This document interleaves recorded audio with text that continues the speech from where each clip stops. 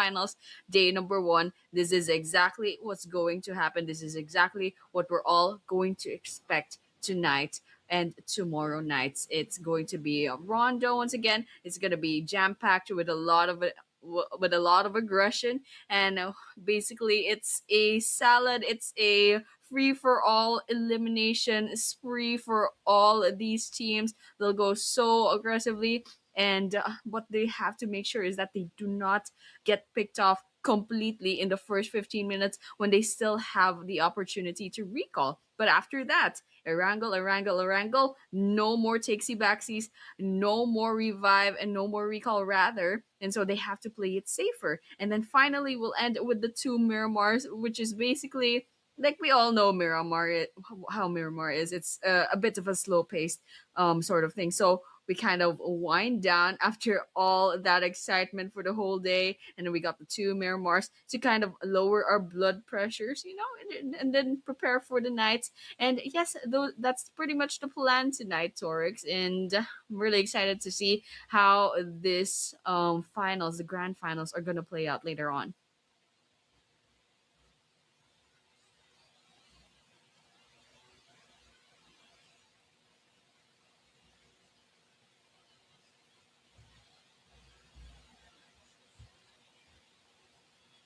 Yeah, that is true, Annie. The way that every single team is playing this off, the way they are actually converging this right now, what they're doing, what it is up for the teams is the fact that whatever they're doing now with the three Rengals back to back, they can cement themselves into the overall standing. But aside from that, nothing else matter. Those three Rengals are going to be the most crucial matches for you guys. But you know what else is crucial? This recall phase map, which is called a rondo, that is on our screen. The match number one, ladies and gentlemen, of the grand finals of the 2026 PMNC South Asia. It is on your screen.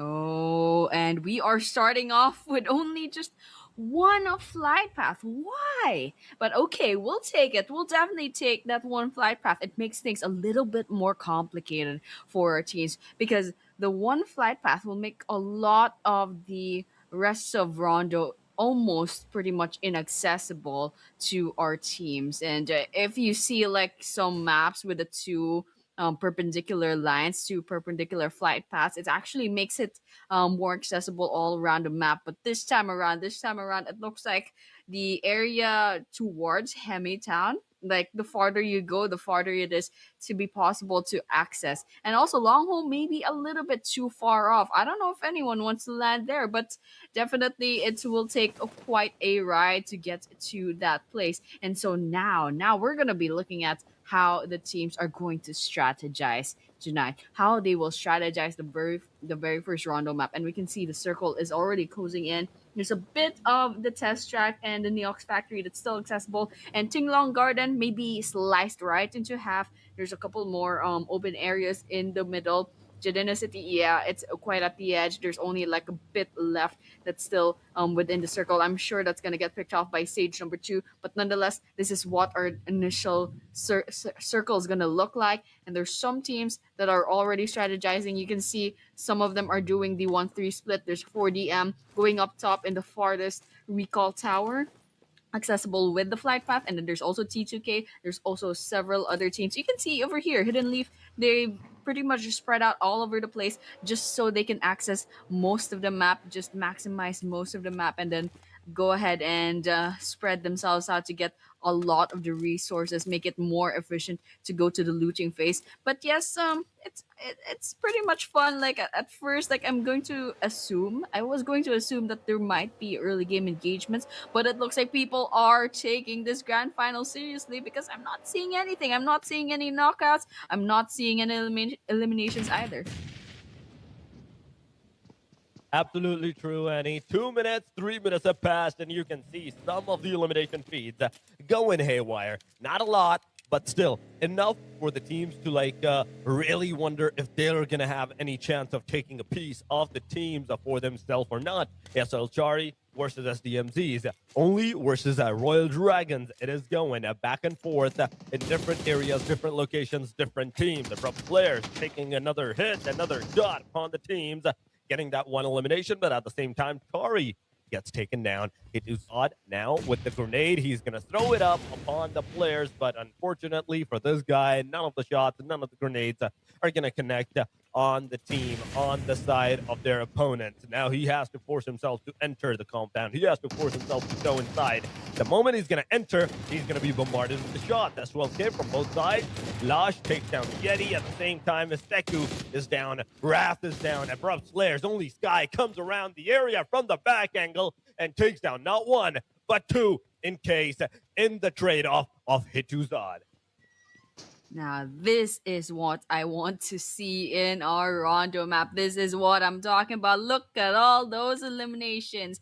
But no matter, just take a look at the remaining players. That number is going to shoot up once again later on. Bounce back. Yeah, look at that. It's already at 60.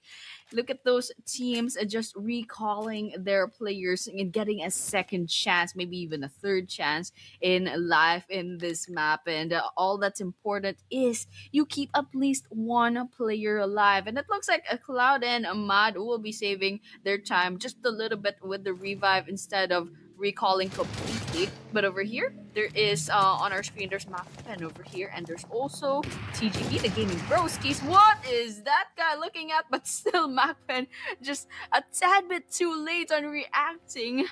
But nonetheless, yes, everyone is on their toes, but they gotta keep their heads in the game. They have to get as much eliminations and one up all their enemies as much as possible. But here, DRS Gaming, I'm just gonna peek at which team this is. It's 4DM. Everyone's colors are different now, so I'm a little bit, like um I found like the names and the team. I got so used to colors and the team names from the playoffs, but right now it looks like Frag who will be finding peak from 4DM. It's one down on their side. Macpan, however, I saw that they were a little bit in trouble, but now they're recalling their players. So I'm glad to see. Most of our players as of the moment they are bouncing back as fast as possible. Macman, one last player, I'm pretty sure they can still recall right now. Yep, that is absolutely true. Mark Benda may have a chance of recalling their team member, but the question is, will they get the chance? The bigger question is, are they going to be able to is any team going to let them revive their team members through the recall tower or not? But 3RBs, TGB, it's happening, ladies and gentlemen. And one thing, Annie, I forgot. It's all reset at this time. It's the grand finals. I was talking about the grand finals, the grand final that, but I forgot the most crucial part that now it's a clean slate. Everybody starts with the 0. And once again, the struggle to get on that number 1, to get that triple digit first of all, in like the least amount of matches begins the struggle for that. Last time, HLX did an amazing job. 3RBs did an amazing job too, but now you only have 2 days. That's 6 matches each day. That's 12 matches. That's going to determine whether you're going to take that bigger chunk of that prize pool or you're not going to be able to take the prize pool's a bigger chunk for yourself or whatever the case is, the glory, the slot for the PMGO as well. Oh, no doubt, no doubt. That is the goal as of this moment. People, these guys, these teams, they want to qualify for the PMGO. If anything, they also want the prize pool, but still a chance to play with big names from all over South Asia. That is the goal as of this moment. We'll be seeing teams from, I believe, Bangladesh and I forgot what the lineup is, the distribution of players. But yes, we will be taking some teams from this very PMNC South Asia. But nonetheless, we will be watching the game out. Looks like Macpen couldn't quite recall that whole time. But over here, the Gaming Broskies is still at it with 3RB. So these are two pretty decent teams. We got Piambidada cooking up a grenade. Zayo is trying to sidestep that, took a bit of damage. Oh no, they have to take their guns out, and it's just Biambidada's slightly bit faster than that, but they have to rotate out of the area. As you can see, there's another player from 3RB nearby, so they have to get away from that area if they want to keep themselves alive. They don't want to get revenge killed by their very angry player. But nonetheless, you can still recall. We're still 8 minutes into the game, and I can finally see Mappen finally recalling. So I'm really happy that we're not seeing any early squad wipeouts just yet. Everyone's just recalling, going aggressive, getting their eliminations. And you can see Wimpy took a bit of damage here. 2 versus 1. Wimpy goes right into the ground, and they will be finished off shortly after. But no matter, still 16 teams on the ground. So people are these teams are pretty much really holding on to their survivability, and that is what I like about their execution of their strategy here in Rondo. I mean, Rondo is Rondo. You're gonna get eliminated. You're gonna come back once again to try and take the revenge for your elimination by the team from the team that who eliminated you. But now I see Machpen once again, full man standing. DRS now needs to be rescued. So that single guy, that one guy from the DRS, he needs to go and rescue the team members up. But there we go, the stage number 2, the radius. The difference between the radius number 1, the stage number 1, and the stage number 2 is such an immense one. Look at this, Annie. Already, the Yeah. circle was small, but now it's even smaller. And this is going to continue for 2 more stages before the recall tower is closed off. So all the teams, all the 16 teams, the more teams that are alive at the phase, the more destruction it's going to bring up for the teams. Abrupt Slayers, they try to shoot at the team, they couldn't succeed. 4 eliminations still in the name of the team. Royal Dragons versus Syndicate, it's happening. Syndicate is going to take down 1, but is going to lose 2 of their players. Now the fight is continuing. Royal Dragons are pushing. AO comes around, jump with that S12 kick, connects the shot, makes sure that the player is not only knocked, but finished. On top of that, now AO, he's stuck in this compound, in this room, in this small shack, but he goes out, he comes around, gets the player down, and instantly finishes him up again. 5 more bullets, only 5 bullets in this shotgun, and that's all he's gonna have. At the moment he's gonna go on the switch of a gun, it's all gonna be over. But before even that, Anar, GRG, in fact, to take down AO. It's a finisher, and right with this, Royal Dragon is still trying to cement their faces and themselves in the circle with those elimination numbers and the survivability. I'm not gonna lie, if I were in Ayo's shoes, if I was holding that phone, I'd be screaming. I'm like, oh my gosh, there's someone out there. And wow, the concentration, the focus of these players are just astounding. I really like how the players are executing this Rondo map. Look at that, still 16 teams. They're very, very careful on their survivability. They don't want to end their Rondo run that quickly, and they're maximizing the recall towers as much as possible. There's so many eliminations as of this moment. We can see TGB, they have the most eliminations right now. They do have 6 eliminations. I mean, it's a tad bit lower than I expected. I really hope that they would be like 10 eliminations already by like the minute 10. I don't know why. I just want a really good aggressive team. But nonetheless, yes, there are so many teams with like almost like 5 or 4 eliminations already, and for sure there will be counting. But right now, as I can see in this map, the closest recall tower should be in like drooling, so it's already swallowed up by the blue zone, unless I missed another recall tower. There should be one in test track, I think. But nonetheless, yes, it will be harder to get the recalls in already, in a couple of minutes left before the 15-minute mark. So people will have, the teams will have to be a little bit more safe, and they have to play a little bit more safe than they did 10 minutes ago. So everyone should just like start thinking about taking their positions inside of the circle, and then like preparing for the mid game, also in the late game. But here it's still a mess in this warehouse taking place. There's grenades cooking, there's only esports nearby, there's TGB, there's HLX lurking about, and there's Royal Dragons in this vicinity as well. So it's a bit of a mess. Handsome is trying to keep quiet, hiding in this corner, and it works out. They get 2 eliminations from that strategy. The strategy can definitely work out, and it might not. It all depends upon that luck factor, in my opinion. that whatever these teams are doing right now, it kind of depends a little bit on the luck because so many teams are live. The moment you're gonna actually like have a angle at one of the team, you never know. There might be two other teams that have a clear angle on you.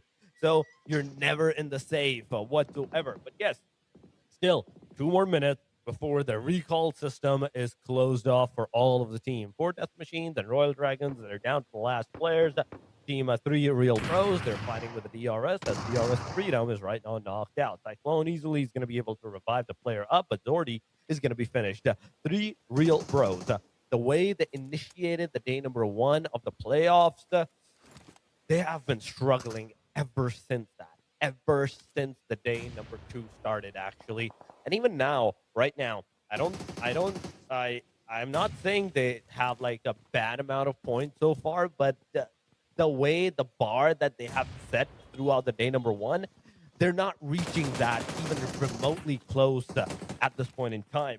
DRS, yes, they're shooting once again to the 3 Real Bros. The 3 Real Bros are down to the last 2. The third one is knocked out. He needs to be rescued at all time, at any point in time. But Frag with the S12K, he's the guy. He's the crucial guy that's holding the fort down to the DRS right now. Ooh. Once again, he goes over. Look at that. He connects that shotgun upon the players. Nice. It's a 1 versus 2. I think that was a 1 versus at least 3. Or that was a 1v4 from the side of Frag. But Freedom is going to be eliminated. Stage number 4 has finally been commenced, and nobody is going to be able to recall and use that recall system for any of your team member, any of their team member at this point in time. DRS is right now knocked out.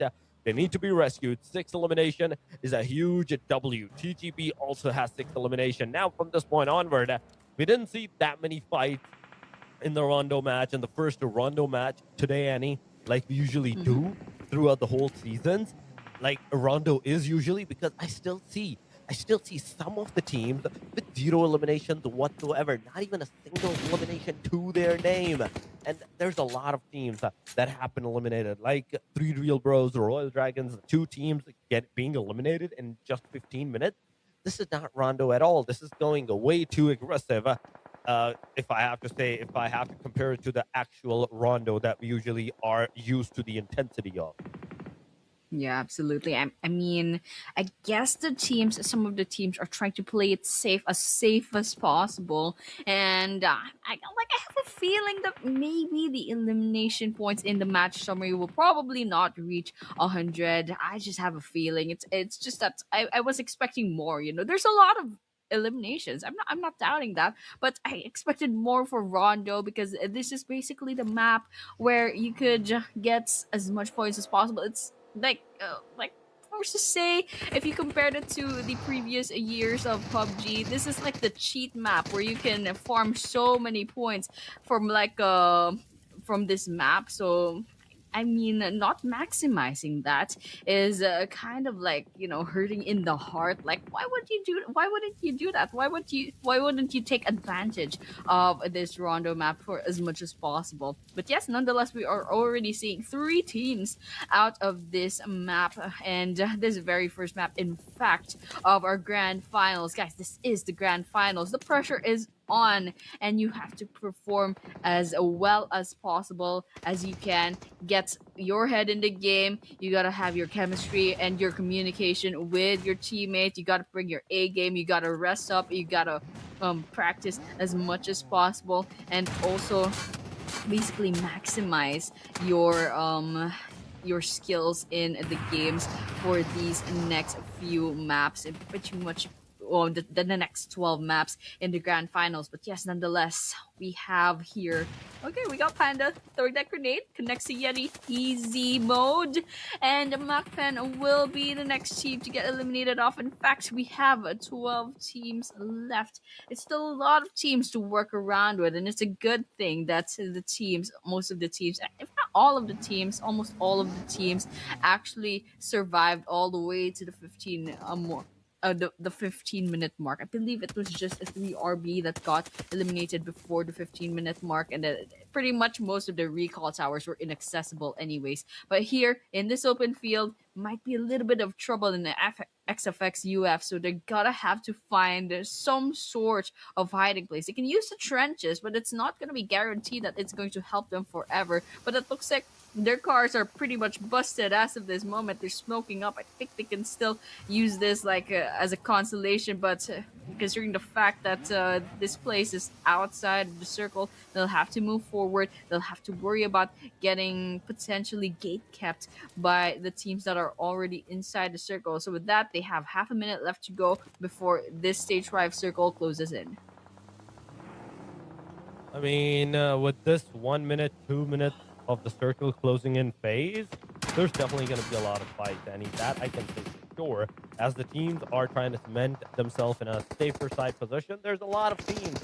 It's not possible for all of these 12 teams, like 42 of the players, to cement or be in this radius of a circle. It's just too much out in the open.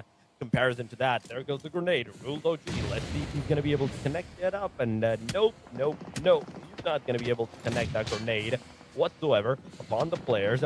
Slowly, steadily, he's going to move forward once again, but trying to kill with the smoke in hand. They're looking at a different angle. They're looking at different teams. The sprays goes around. That's a lot of damage, but he's still not able to get the player down.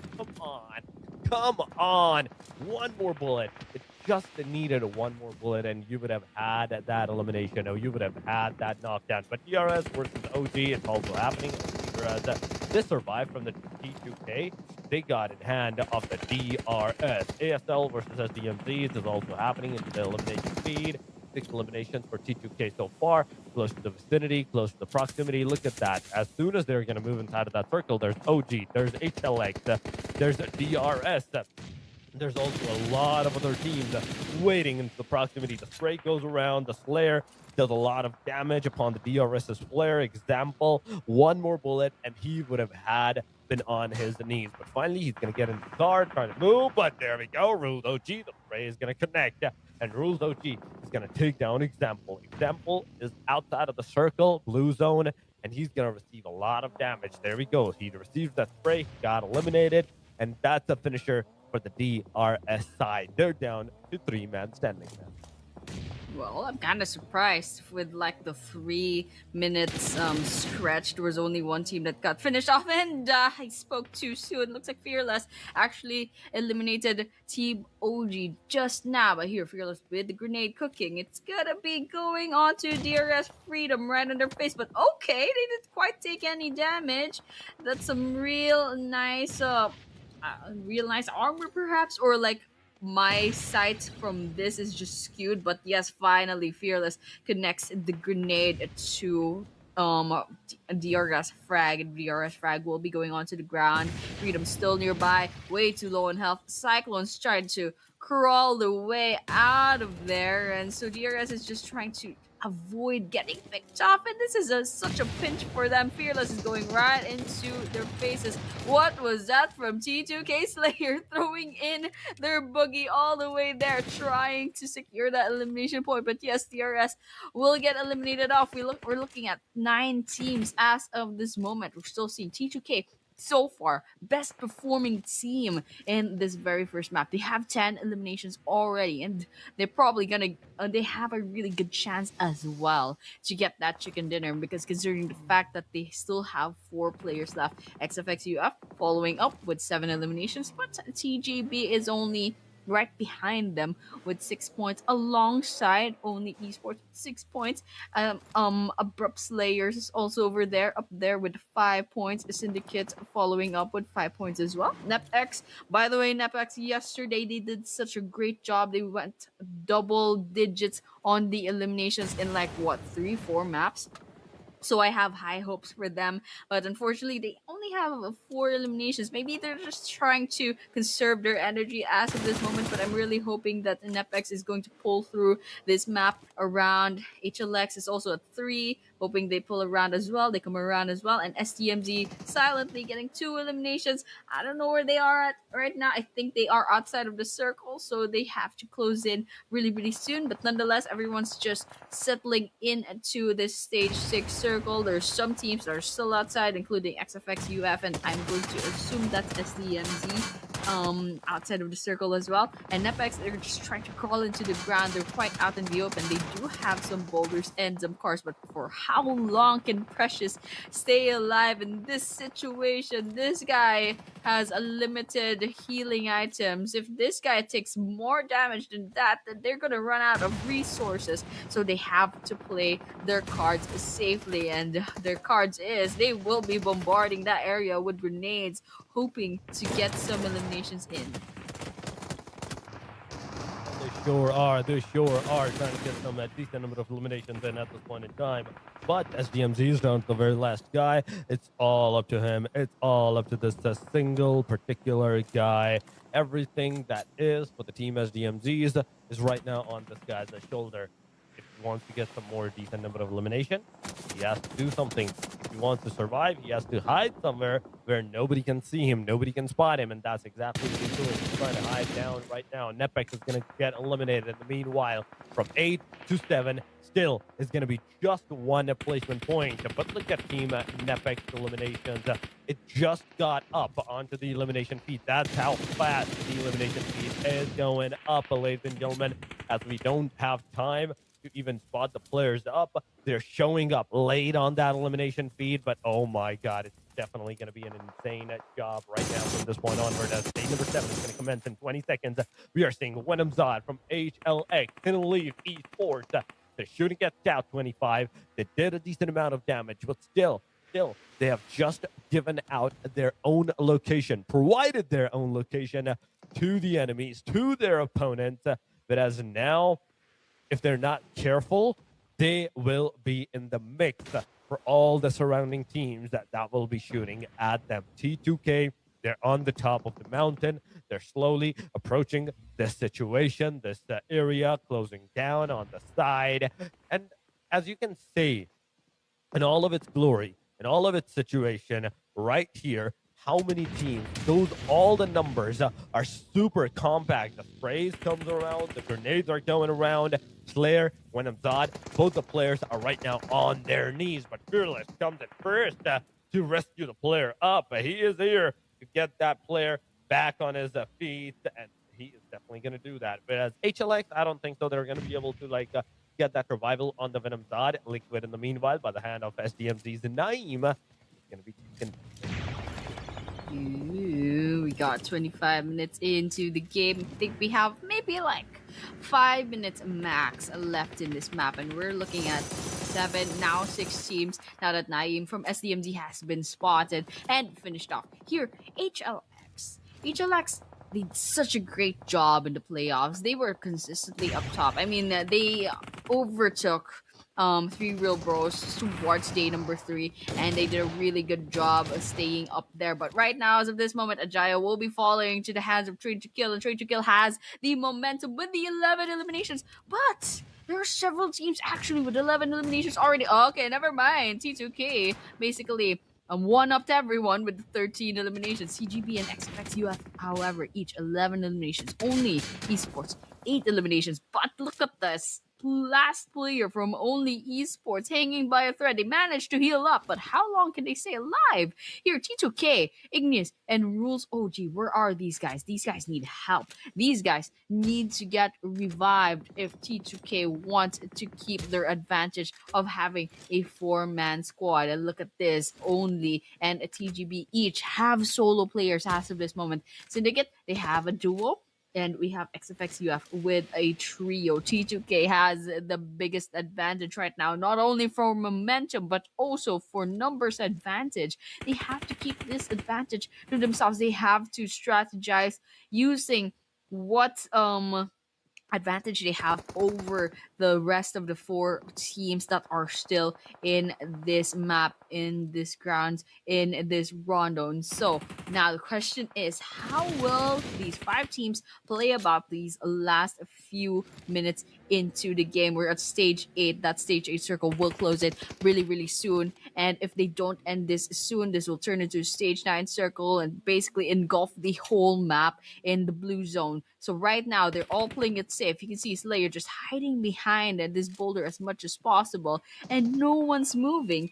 And I actually never mind. We have TGB took a bit of damage over there, but they're defending themselves so well. They're all itching to try to get this chicken dinner, and every single point matters this grand finals because it's going to be like the difference between getting less than $100 from that price pool. But over here, Scott finally connecting those bullets up against Himson, and that just leaves Biambadada, and they follow up with TGP getting eliminated off. Aladdin, however, falls to the ground.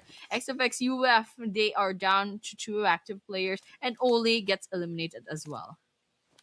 That is another elimination. We're down to the top 3, ladies and gentlemen. 14 elimination for the side of Team WETLQ at this point in time. 13 for the T2K. The fight is a 1 versus 3 versus a 4 situation. The grenade goes over. Slayer gets Scout 25 down and out. Now, from this point onward, the situation is even more at stake as it's a 2 versus 2 versus a 4 almost scenario for the teams. T2K, they're throwing the utilities at all cost at this point in time. Syndicate, they have to be very careful on how they want to take the fight, how they want to take that engagement.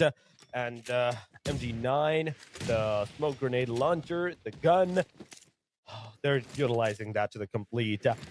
Instead of mortar, the teams actually prefer this the smoke grenade launcher gun. So I really, really think that this thing can definitely be the next meta, which already it is. But Syndicate is coming in close to the elimination side as the players from the VETLQ closes up, gets those eliminations. T2K also made sure Intensity was eliminated. Now 15 elimination, 16 elimination, and now with this, it is a winner chicken dinner, ladies and gentlemen. We have our first match, first winner chicken dinner of the day. As you can see, it was amazing till the very end. Everybody was going super high, super aggressive on all those elimination side, all those fights, and all those engagements that could have possibly harmed their own team members. Yeah, absolutely. What an amazing first game. I mean, I was holding back. I was like, I wish there were more eliminations, but still, the fact that T2K and XFXUF got like, as far as I know, the last that I saw, the last that I blinked into the leaderboards, I saw 14 eliminations each, but I'm pretty sure it's gonna end up with more. And yes, congratulations to T2K for using their advantage, their numbers advantage to get that winner chicken dinner, besting XFXUF and Syndicate towards those last few minutes into the game. And now I really want to see what the team stats look like because I'm pretty sure there should be like a decent amount of eliminations plus the 10 placement points from that chicken dinner. And there we have a trade to kill with the 17 total eliminations. And that makes 27 total points. And the total damage is 3,279. That is trade to kill, our very, very first chicken dinner eaters for this grand finals. And this is the match summary. Unfortunately, we will only have 94 total eliminations. Yep, 94 total elimination. The only time we have seen 100 plus elimination was, I think, at the day number 2 of the Rondo. But yeah, aside from that, it's a 10,000 plus total healing with 1 vehicle elimination that we actually saw happening in the DRS. 4 airdrops were looted. Hituzad is the longest elimination distance player with 14 headshots, 336 throwables. Now, that's a big boy number. Ooh. That's a huge number, no matter how you look at it. 300 plus utilities being spammed in a match is a very amazing one. But T2K with the winner chicken dinner, 17 elimination, they're going to have that 27 points. Then we come up with the XFX XAUF, 15 elimination, 21 total points. 14 for the TGB with 11 elimination, Syndicate with 12, 12 for the only esports as well. And HLX slowly and steadily comes down from double digits to 1 single digit. Yeah, I mean, I'm trying to look for the teams that played so well in the playoffs. Think they're trying, I think the teams that are like in midway in the playoffs, leaderboards, they were holding back or something because all of a sudden there's these new names dominating the match. Okay, we got the second page over here. We got Nepex, we got 3RB, five at total points. These are top teams on the playoffs. I'm really hoping that they bounce back after this. As the MZ, of course, very proud of them with the 4 points alongside Royal Dragons and OG with three, 4DM with one. Unfortunately, CSV and Mappen each have a zero total points on this rondo map. So I'm really hoping that this is going to be a one time thing and we're going to be seeing them play completely differently on Erangel and the Miramars. This is our MVP of the match. However, XFX UF's Scout 25 with the 7 eliminations and 1,366 damage, 3 assists, 14 throws used, survival time of 28 minutes and 41 seconds, and 519 heals. Basically, this guy lived like 5 times. This guy is like halfway into being a cat with having 5 lives. But yes, congratulations to our MVP Scout 25. And well, that is it for our very first map in this grand finals.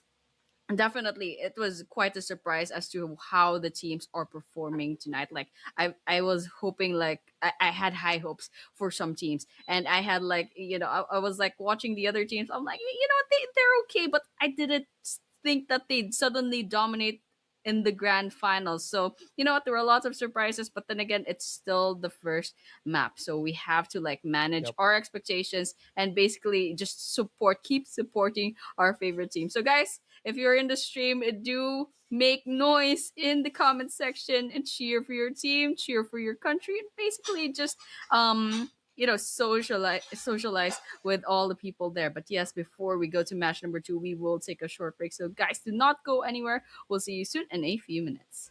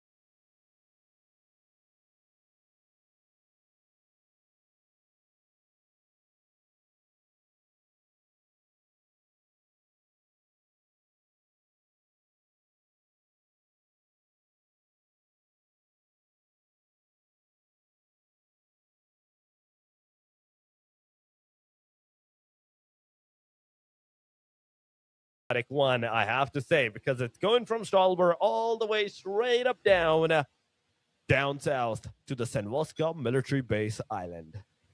Oh yeah, there's a lot of places that are like player favorites for drop off points that are inaccessible right now. I know there's some teams that really like the Georgia Pool, they really like Hospital, they really like Primorse, but those places are inaccessible as of this moment. So you know where they're gonna go? They're gonna have to settle for places like Salber and Prison, Milta, maybe Pachiki still accessible. School, Rojok.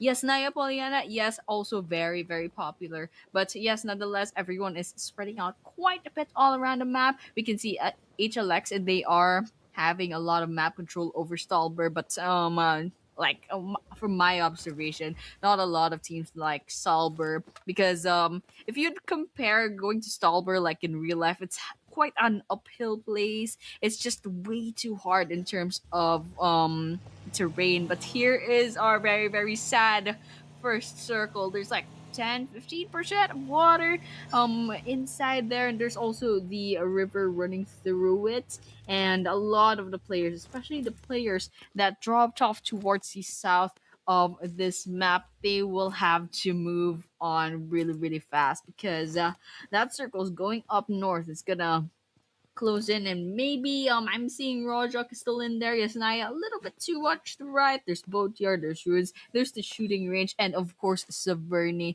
And so with that, those teams that managed to land inside that stage one circle, they don't have to worry too much about rotating later on. But those that didn't manage to land in the circle, they have like what 5-6 minutes before the stage rather the blue zone will be too much damage to stay in. So nonetheless, everyone should just chill. They're gonna go get their resources. They could go loot the place up, and then eventually, let's just see later on if we're going to see any early game engagements between the teams. Early stage engagements, I am not seeing any of that. OG, yeah, they did receive some damage, but still, not a single elimination has been made.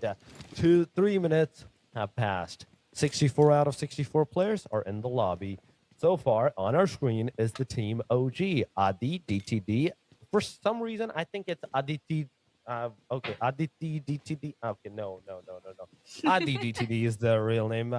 But yeah, it happened. It happened. When you're saying the name really, really fast, sometimes you fumble, sometimes you call it out wrong. So I'm really sorry for that, ladies and gentlemen, if I said any of the name wrong at any point in time. But yes, Ajaya is from the team Hidden Leaf Esports, right? And look at the rest of the team. Not a single one of the player from the team Hidden Leaf Esports is close to Ajaya for some reason. I don't know where they are. I want to know where they are because all three of them are in the car. This is the only guy that is not in the car. But the moment I say, okay, there, everybody's in the car, he finally gets in one. They're going. The other one, Venom Zod, gets out of the vehicle at that point in time. So one stays for the scout. The rest of the three players move forward. That's exactly what's happening right now at this time from the side of Hidden Leaf Esports. But I want to see the fight. Come on. I want to see the engagements. I want to see those sprays, those casualties happening in real time because this is what Irangel is. This is what the basic default map is. Being this slow that not a single person, not a single team taking that fight is very unsettling for me. Yeah, definitely. It's way too quiet. Maybe it's because they all dropped off and mind their own business in the first few minutes of the game, and then now they're all just chilling. But over here, we can see DRS, and I'm gonna assume a lot of the teams are actually starting off with their rotations towards the circle already. And I'm seeing DRS, they are in Milta, so it's a long way to go at least maybe Pochinki so they can settle in inside of the circle and try not to get eaten up out of blue zone. But over here in Georgia Pool, they're a little bit too much towards the west. And XFX UF, it looks like they're all alone in this place. They're looting the place up. There's a lot of loot here in Georgia Pool. Whether or not it's like quality loot, well, quality loot, it's gonna be, it depends on the team. But still, They managed to loot the place up. It looks like Panda doesn't have any grenades yet, and the guns are okay, I guess. The armor could be better. The healing items definitely could be better as well. So they're just looting the place up. I'm pretty sure they just arrived here because this place shouldn't be accessible with just the parachute from the airplane from the flight path. So they probably just got here, but they're all like looting the place up. Nonetheless, I think everyone's just minding their own business. It's still like less than 6 minutes into the game, so we're not putting a lot of pressure on the teams. But I kind of want to see some engagements already. I kind of want to see the teams go at it, basically put each other into the ground, get their shots in, etc. But yeah, we'll have to be a little bit more patient. We got 2 minutes left to go before the stage 2 circle, so we'll just have to wait. We do definitely have to wait at this point in time now, with 64 and 16 teams still in the match. Come on. The player was close. The fight could have had been made. But nope, nope, nope. Yeti was like, nope, I'm not shooting with the red dot. Let the player go away or just move out of the equation. That's exactly what's going to happen. They're just going to move out. And Mukpin Yeti slowly approaching from one direction to the other. But Mukpin, the rest of the team, like they're at the school, the apartment, and the main school building. Finally, they're regrouping at the player, but Yeti, you need to reload your gun, man. You need to reload your gun. This is not the way to go. The moment you're gonna go face to face with a team, it's gonna be disastrous for you if you're not reloaded and you're not locked and loaded on the gun.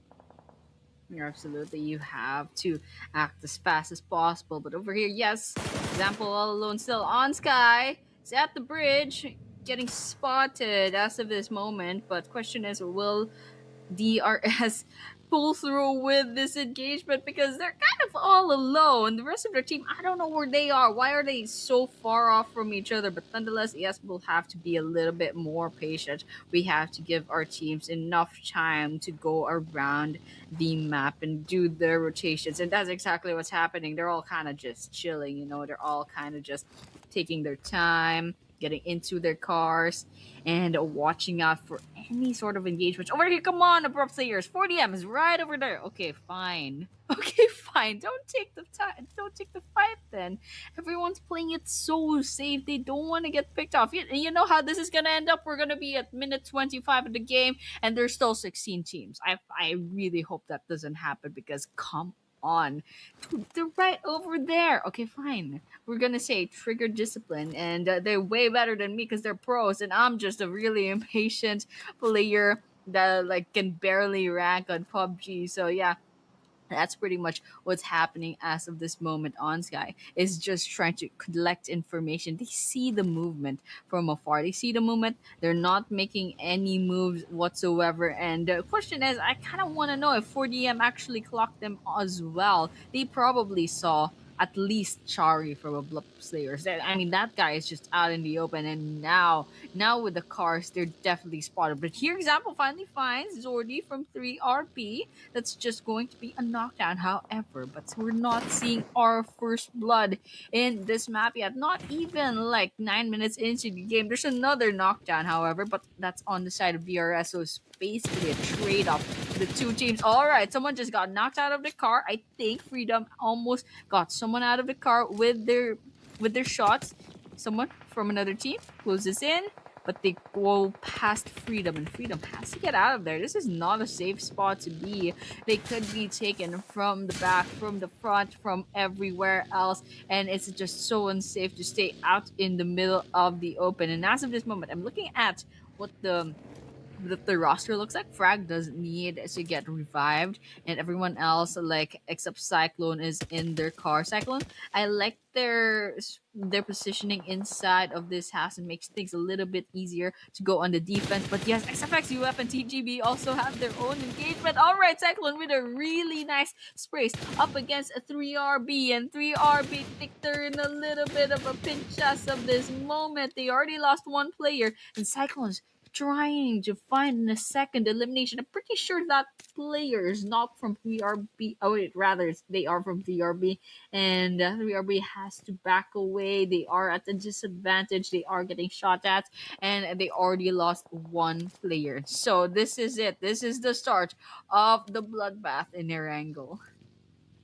This is the start of the bloodbath, ladies and gentlemen. The first fight initiated at almost a 10-minute phase, and two players of the TGB got eliminated at that time. CS Vajra is also going to lose one of the players, but there's still some of the teams, like three of them, OG, TGB, and XFX UF, that are still outside of the blue zone, taking that blue zone damage for themselves. But still, not a full-fledged team elimination has happened yet. CS Vajra now on our screen. They're moving from one direction to the other. 4 death machines. They're close to the proximity. The fight can happen at some point. But the question is, at what point will the fight actually begin? Or CS Vajra has just been able to like get out of this place unscathed by not losing any more of their players than they should have had. But Vajra, just QT, his car kind of flipped over. Now he's kind of in a panic, but unfortunately, the car kind of stumbled back into the place.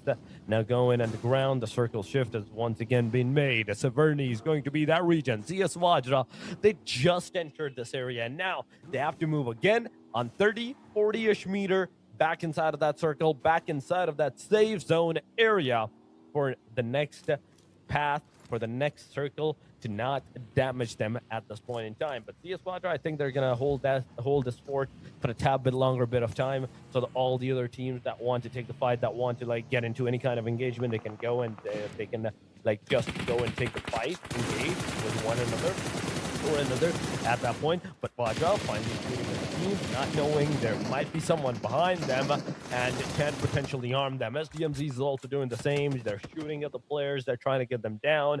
But TS Vajra is going to take down Bahun DTD. TMG8 is being taken down by the team RD Suba or Death Machines. In a single split second, they have been finished off.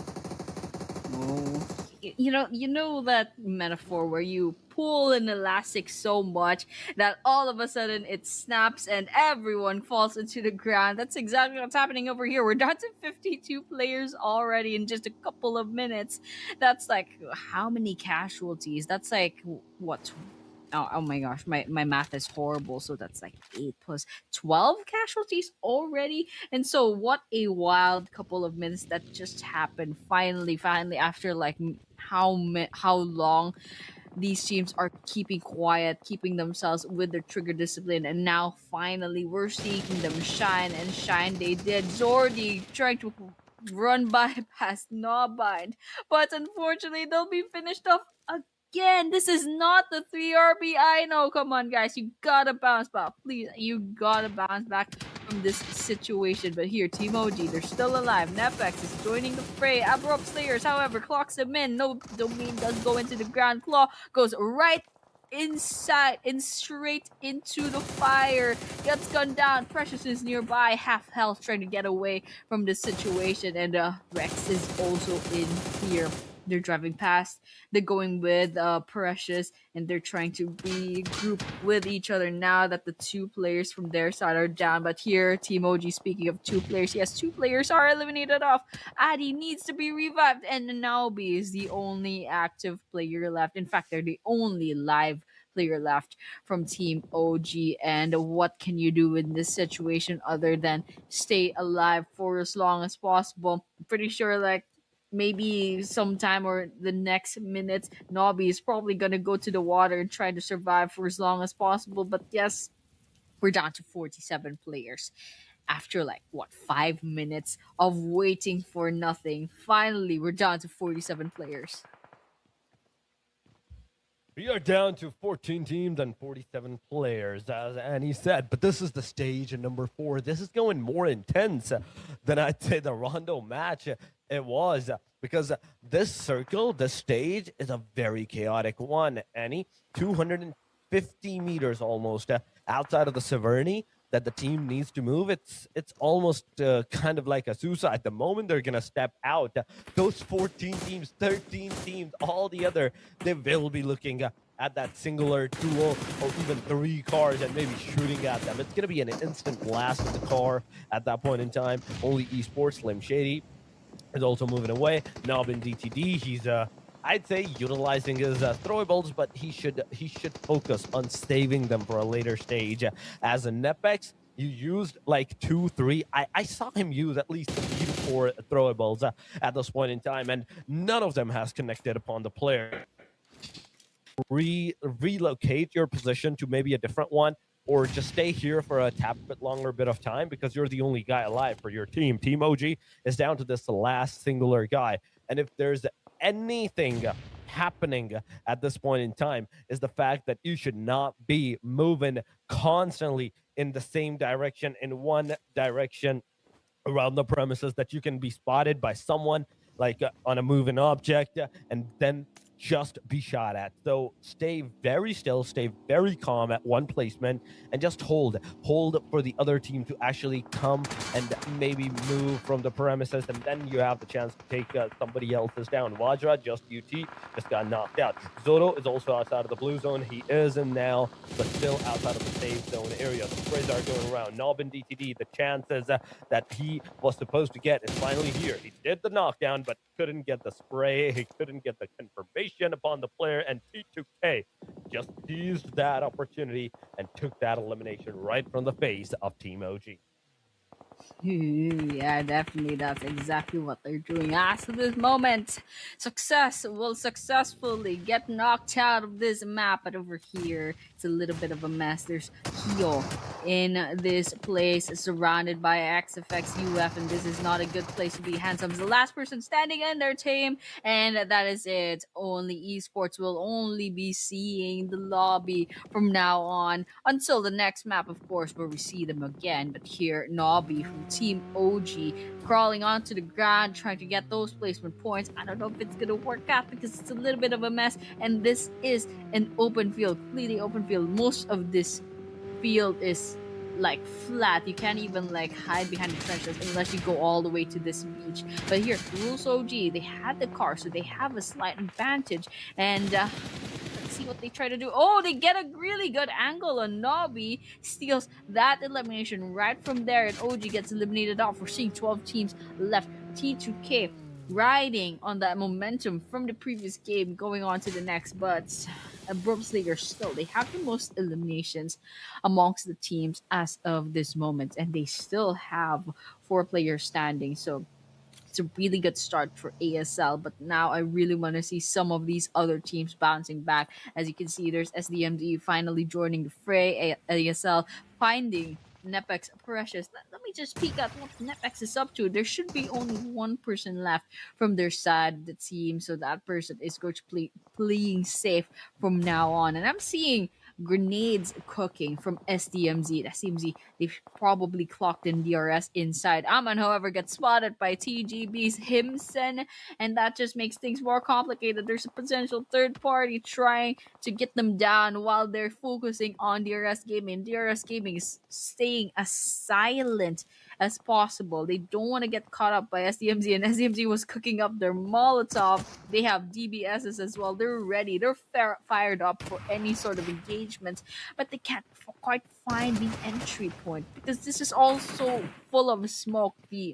Basically, it's just gonna be so hard to make your entry to have some vision. And it looks like Cyclone will be going to the ground. Amon will be taking that for themselves, but Agent falls as well. Cyclone follows up. Amon gets that elimination, and it looks like Freedom will be the last to fall.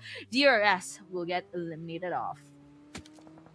Oh, they are definitely getting eliminated off. And now with 11 total teams remaining still, Annie, this is a very, very hectic factor. Like, look at that. It's the state number 5 that's closing up. You don't have enough space for these 34 teams to, like, hold off in a single placement. Yes, 34 players, it's impossible for them to, like, stay in the circle without getting in any kind of fight. And that's exactly what's going to happen. State number 5, it's closing up. 1 minute, 30 seconds It will be, and there we go. The fight has already commenced. IO comes around, takes down one of the players. A Machman in the meanwhile gets finished off. SDMZ is also, and T2K comes around, takes down Nempex. SDMZ's players.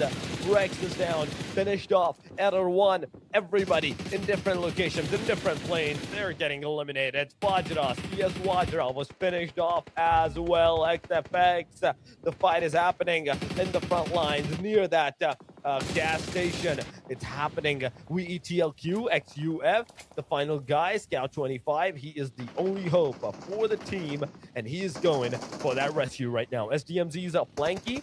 He's here.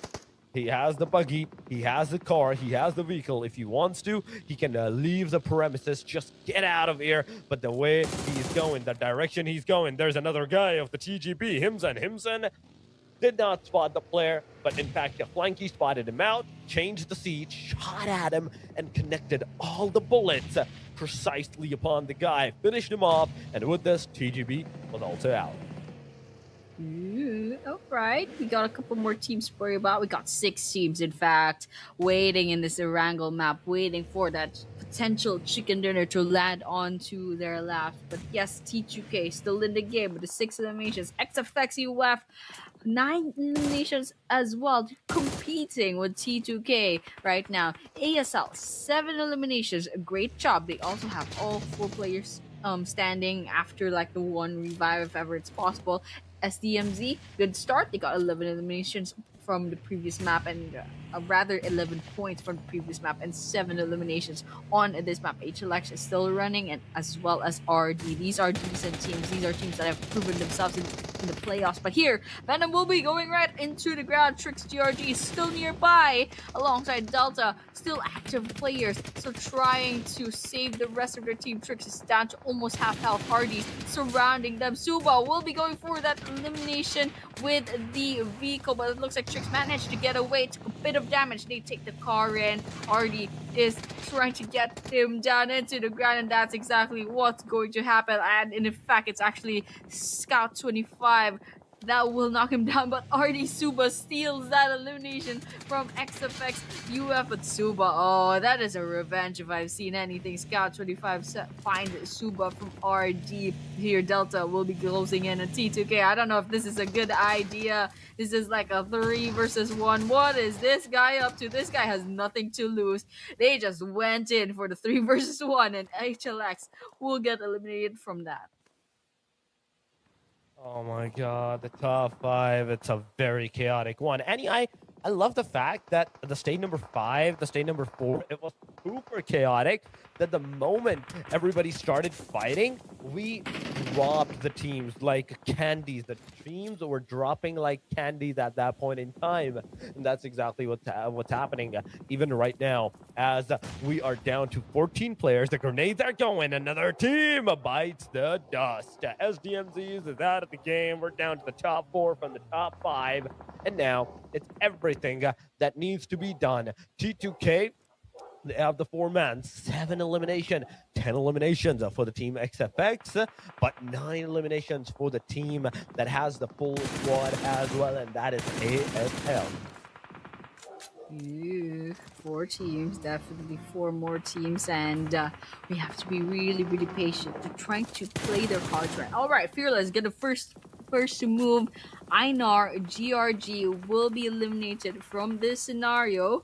All right, we got RD completely getting wiped out as well. Wraith and Suba is going to be following that up. And now we're only seeing the top 3 teams. It's T2K, XFX UF, and ASL vying for that chicken dinner. And look at the number of eliminations for these 3 teams. What a beast. What actual beast. But T2K is in trouble. Slayer and Rules are on the red. In fact, Slayer just got finished off here. Rules is dangerously close to getting picked off. Igneous and Fearless still right up. Chari does need that revive from the side of Abrupt Slayers. XFX UF has the least amount of players on their side. They have the numbers disadvantage, but Igneous, yes, they will be gunning down ASL as of this moment. Igneous going right into the ground, going prone. Rules can probably not be saved anymore. In fact, Scout 25 will be taking that elimination point for themselves, and 12 eliminations for XFX UF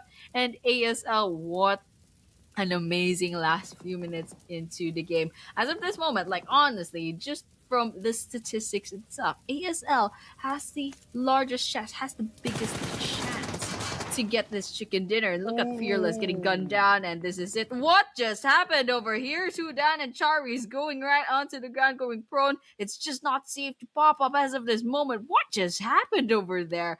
All right, we have Igneous cooking up a grenade. James peeking just right here left, and Scott 25 gets spotted as well. Doesn't get any damage connected onto themselves. And I don't like this situation. But Igneous, okay, we got Igneous down. Jane gets those two eliminations for themselves. Ichi could get revived. Onski still needs to revive. Scott is dangerously low on health. I think Jane can finish this off. Not really, because Jane got picked off by Aladdin from another angle. And we're still at the 2 versus 2. Two active players for both sides, and they're all trying to bounce back from those engagements. They're still trying to heal up, they're still trying to lick their wounds, and now it's just a waiting game. They're just looking at each other. Now ESL back to 3 players, and they're all just hiding out in these boulders with these 2 cars, 4 cars in fact. And now we wait, Torix. Now we wait. It is the 2 versus 3, ladies and gentlemen. 14 versus 13 elimination. It's either going to be 16 elimination winner chicken dinner, or it's going to be 16 elimination winner chicken dinner nonetheless. As XFX UF, they have to eliminate 3 of the ASL. They will have 16 elimination. And ASL, if they eliminate the 2 players of the XFX, they will also have the 16 elimination. The fight is going. Hituzad, Chadi, ASL. Come on, who is going to have that 26 points of the winner chicken dinner this time around? And the match number 2 is the question now. The spray goes around. Scout 25 loan that HP, and oh my god, now the situation is looking very dire, very on the dire side, as the player has been spotted. The grenades are definitely going to go forward, but they're not going to connect. The spray, actually, on the other hand, is going to connect from the Hiduzad, and Scout 25, as he gets taken down, Aladdin is the final hope for the full-fledged team. He can deny that elimination. He can make sure that the player of ASL only get 15 elimination and win over the chicken dinner by denying that elimination outside of the play zone and just getting eliminated by that circle. But Scout 25, the elimination first has been reserved, has been secured. The player has been spotted. The spray goes around, and oh my god, Aladdin, he is low. He is almost on that final strand of that HP, and the spray connect, the shot connect,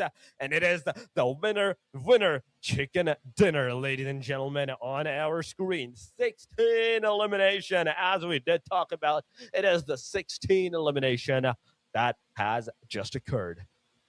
All roads lead to 16 eliminations. But yes, congratulations once again to Abrupt Slayers for getting that winner chicken dinner. What an amazing last few minutes. Like, no matter how you look at it, the last 3 teams standing are very impressive, have a very impressive performance in this very first Arago map. Like, there's at least 3 teams with the double digits in the total points. So I'm really glad to see this kind of energy coming in for the first 2 maps. In fact, for the first 2 maps of this grand finals, and we can see which teams are starting to shine already. Especially T2K has been consistent so far with their performance in this grand finals. Now, I'm pretty sure everyone will be watching out for these guys. They will be watching out for T2K. And right now, I really want to see what the stats look like for Abrupt Slayers, because they have the spotlight right now. They have the spotlight, and now I want to see officially their number of eliminations, also their number of total points, and of course total damage, and the match summary, perhaps, if we're all like waiting for that as well. We're all waiting for those stats as well. But yeah, nonetheless, it was a great job coming in for these 16 teams. There's some teams that fell off, but I hope to see them bounce back later on. And there we have it. Abrupt Slayers or chicken dinner winners.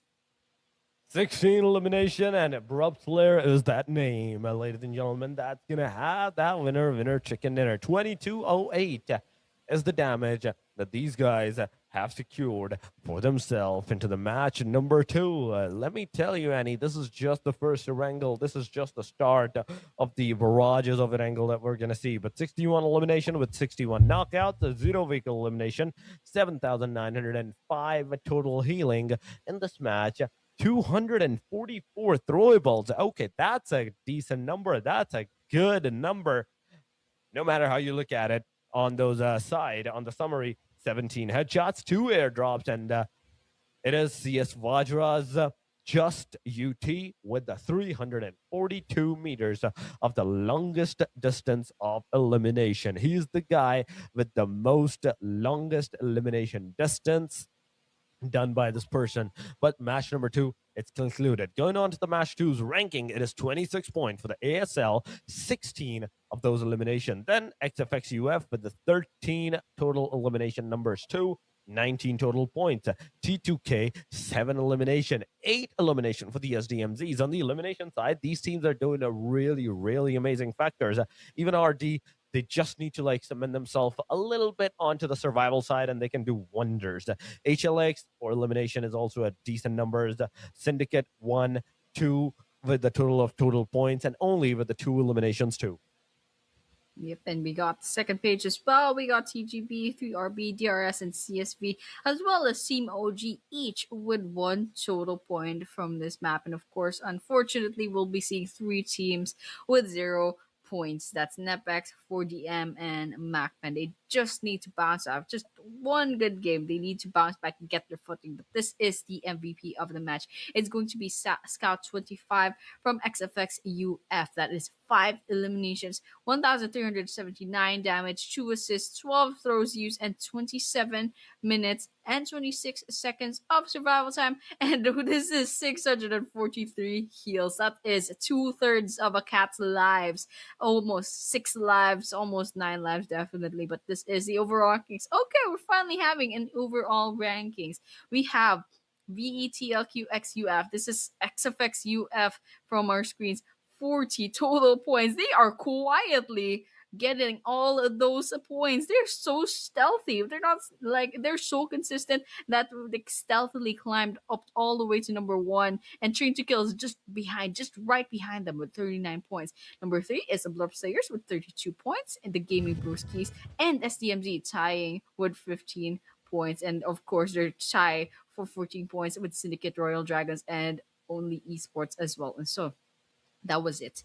That was 2 maps, 2 riveting maps for our grand finals. We'll have 2 more Erangels later on. We'll have the second Erangel after like a short break. So guys, do not go anywhere. We'll be seeing you soon in a few minutes.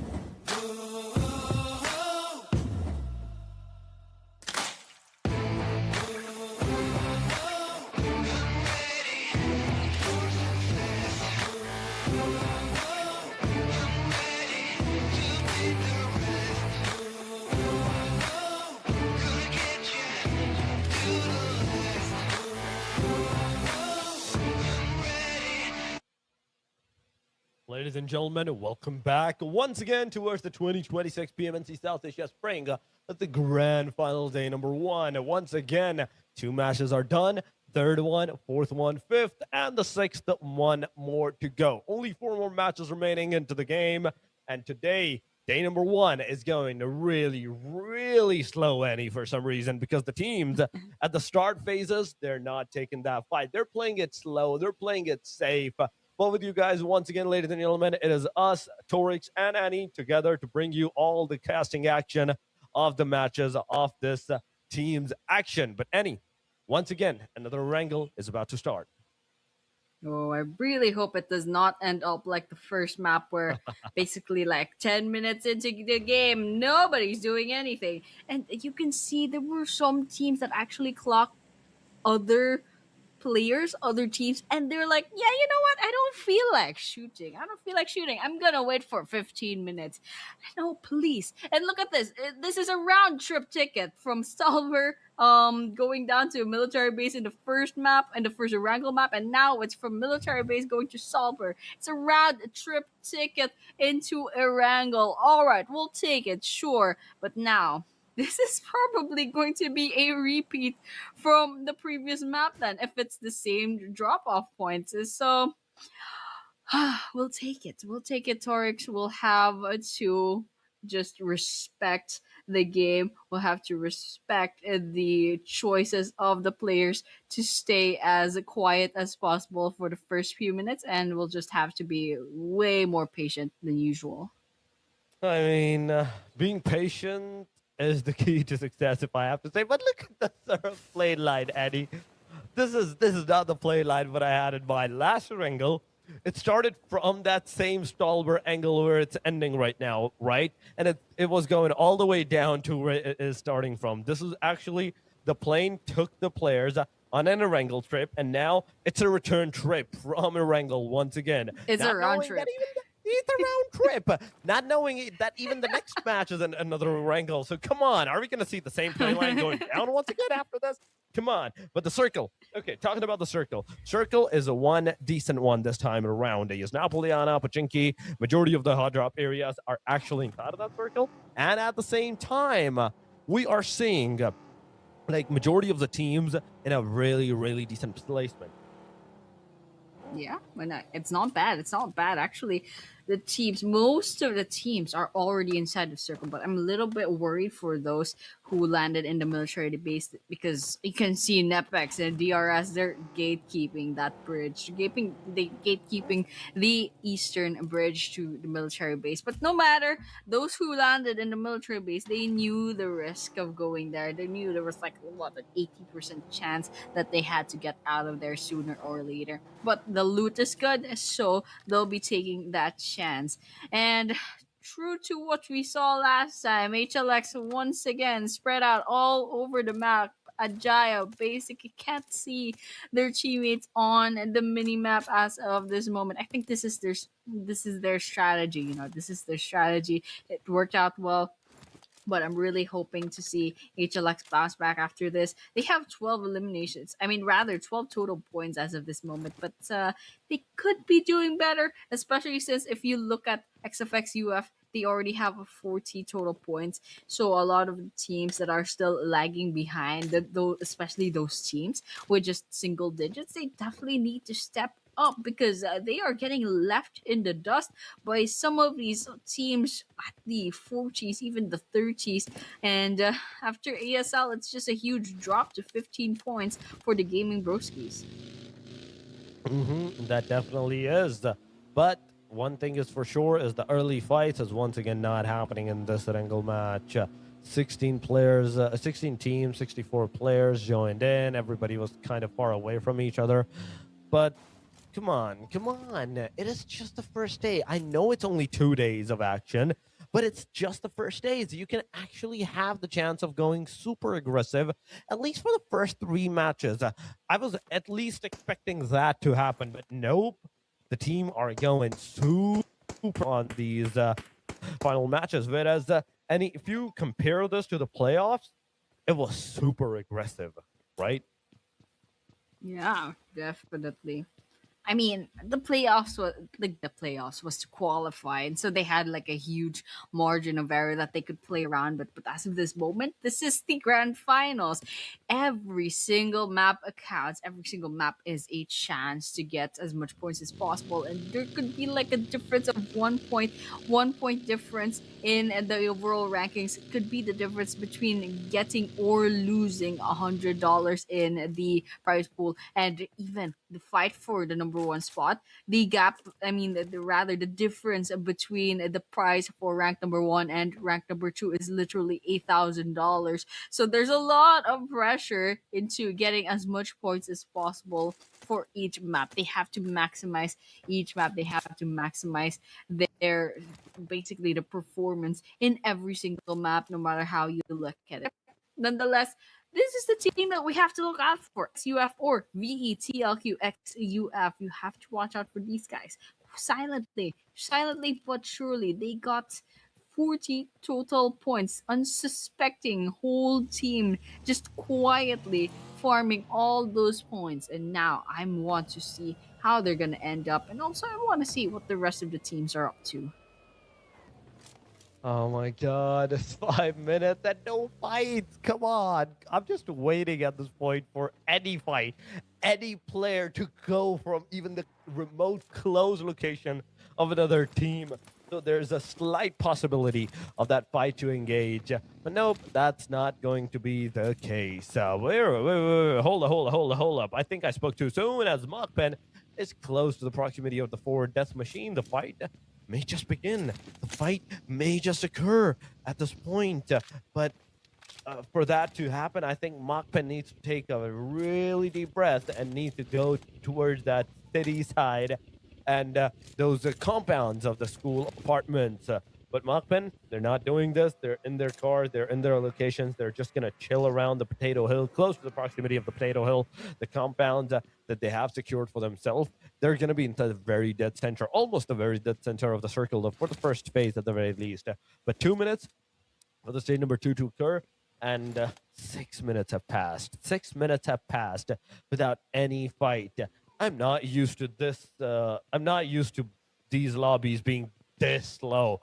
Even all the other tournaments, like all the S tier, like PMGCs, have a much higher fight rate than this. That it's happening. I don't know what has happened to these teams. They're like, yeah, no, we have tried our luck with all the fights and everything. Nah, we're going for the like super slow pace. We're going for that very stale game. These usually used to happen only in the Miramars. I don't know why it's happening in Erangel. And on top of that, the Rondo too. Torx is filing their complaint right now. Guys, please, it's 7 minutes. Look at the 64 players. What is happening right now? Where are do people need guns? How do they not see each other? Do they just happen not to like run into each other, or are they actively just avoiding fights right now? But yeah, true to what I said a while ago, we have to be very, very patient. We have to wait for the teams to decide to move. I'm kind of hoping that sooner rather than later something will happen, like something like like one bullet expended, like just one bullet happening. Okay, I saw a while ago there was like a team, the yellow team and the gray team. I didn't quite catch their names, but they are near each other. So I hope to see like some engagement happening. And right now I can see there are two teams within the blue zone taking a bit of damage. That's OG and XFXUF. In fact, XFXUF is steadily taking a lot of damage right now. So they're probably quite far off. I believe they're towards like the western part of the map. But yes, nonetheless, everyone's just chilling. We're kind of just waiting out for the time as of this moment. We're already stage 2, and surprisingly, we're not even seeing our first engagement. Like after all this time, after 8 minutes, almost 9 minutes into the game. 9 minutes into the game and no fight. But there we go. Now it's about to occur as the circle has taken the shift to the main island. Now, Machpen for Death Machines, they're close to the proximity. On the eastern side, more eastern side, you can see the three Real Bros, the Syndicate, HLX, close to Only Esports. All of these players close to the proximity of the fight. But oh, Wajra, CS Wajra, now going from one direction to the other, and they're getting some shots connected on them. The chances are really there for them to get knocked out as they were in the car and they were getting aggressed upon. They were getting shot on at that time. But CS Wadra still maintains it out, it gets out of the area. I don't know why they're still running around in circles in this area where the team OG is situated at. Okay, watch up in PNC, finally shooting, getting Nob and DTD down. That's a knockdown. Now going for the heal as the rest of the two of the Vajras, they're coming in close, getting some shots, but just UT got finished off, knocked down, hasn't been finished. Wimpy is also down on the knees. Zodo and Yonku, the only two remaining players that has everything residing on their shoulders, taking the fight against the team OGs, Bahoon DTD. Bahoon is not going to be able to survive unless he puts some bandages on, but hold up. He put a full first aid kit on and survived. Now back to the 75%, and Wimpy being revived up. We are definitely going to see the players moving forward once again to get into that engagement and get into that fight. Yonku with the grenade. First of all, it's the smoke. 6 grenades. This guy has 6 grenades. If he's careful enough, he can still have like 4 or 3 at least grenades and still get that elimination of Bahu. Yeah. So you'll have to keep watch out. Okay, finally, Bahoon will go right into the ground. CSV is just right here, turning around, trying to see if there's any other stray players nearby. But they do have the 4 eliminations already, so they're pretty secured as of this moment. They're like, yeah, we pretty much have this in the bag. We're pretty secured, and now we're gonna be rotating out of this area, out of this blue zone, because that stage 3 circle is gonna hurt quite a bit more than the stage 2 circle. But yes, nonetheless, finally we did see our first team elimination. Finally, after like what 10 minutes. Here, Macman and a 3RB. 3RB is nearby. You can see Tar and the rest of their friends clocked in 3RB. But 3RB is not aggressive upon them yet. But here we have it, the next stage of the circle. It's gonna close in the open field near the farm and Pachinki. I mean, there's a bit of farm that's still in there, but there's less buildings than than usual. So there probably will be like some solo players that be hiding in sheds. But nonetheless, I'm pretty sure that the final circle will be like an open field battle where everyone's just laying on the ground trying to not to get picked off, and then we're gonna see a lot of the grenades flying about. But here, 3RB, I'm just waiting for them to go on the aggressive, try to take Macpen's engagement in. But here, 40M and next effects UF, however, there's a knockdown there. Now that's something that I want to see. God, Annie. Right now, the situation is kind of going on the fat side as Team OG is the first team to get eliminated. But aside from all of this, we still have to see a lot of engagements from the team, from the players.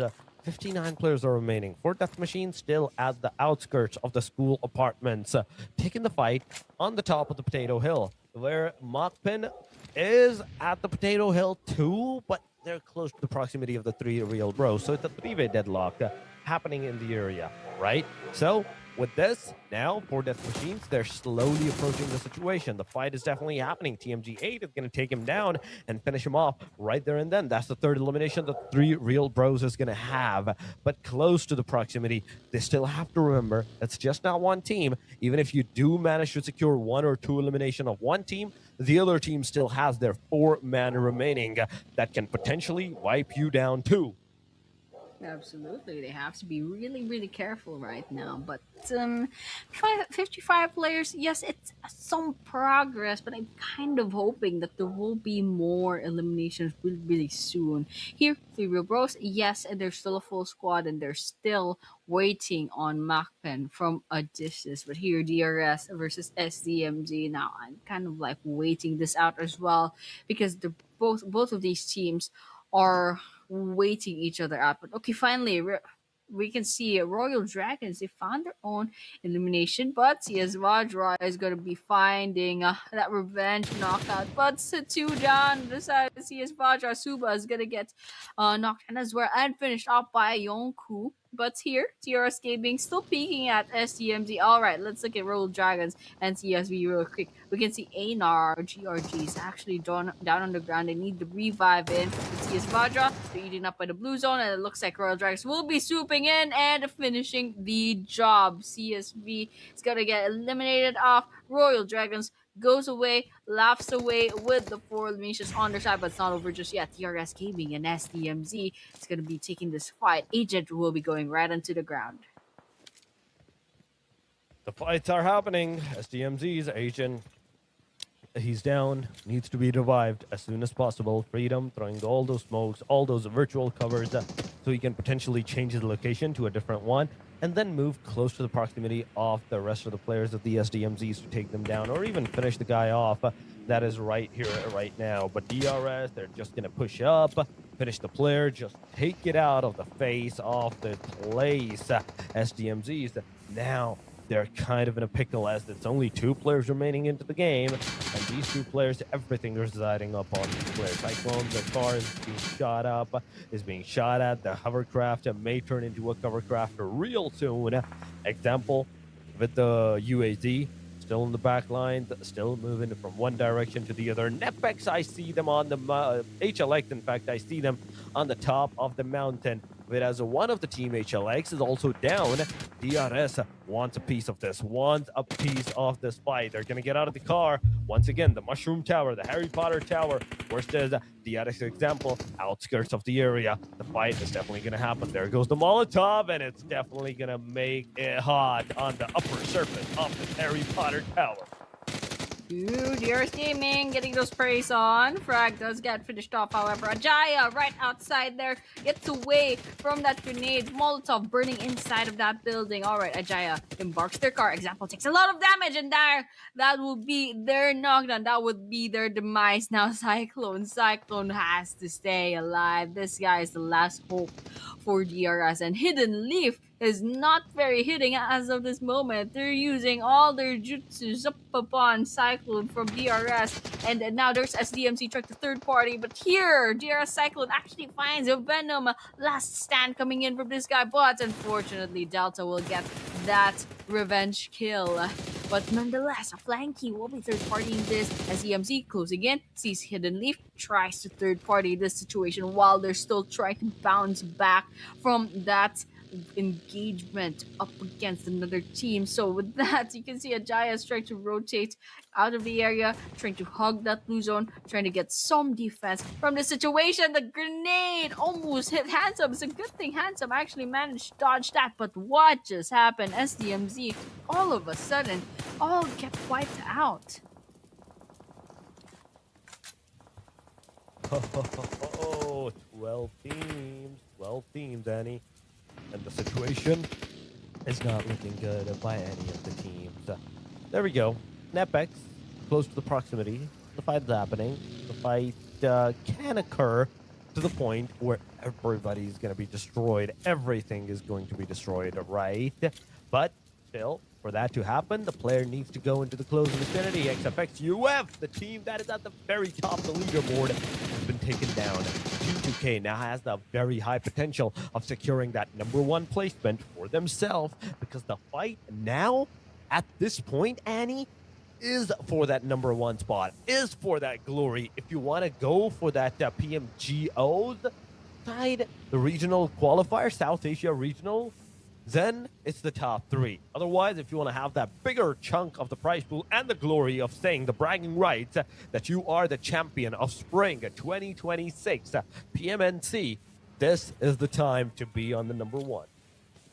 Yeah, definitely. And okay, we got Nepex also still in the game, as Syndicate is also right around there. Claw lining up their sights, intensity, hiding out. And you can see Nepex, they're going on to the front lines. Cloud's going to be the first casualty. Precious took a bit of damage, goes half health, but still doesn't stop them from taking intensity down and 2 down on the side of Syndicate, just from Nepex going completely aggressive. But here, AO is just right across.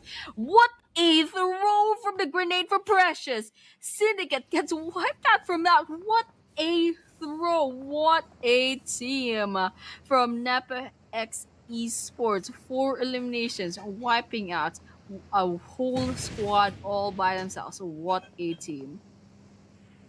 What a team, indeed. 4 eliminations for the Netpex Esports, ladies and gentlemen. Now, going forward, we're down to the top 9. 4 Death Machines, Mockpen still at the bottom with 3 and 1 eliminations each. And there we go. Mockpen securing another elimination for themselves, taking over the Team OG from the hashtag number 14 to 15 now. And going forward, it is the 3 real bros that also have been eliminated. We're down to the top 8 now. Netpex front line, the Abrupt players in the back lines, outside.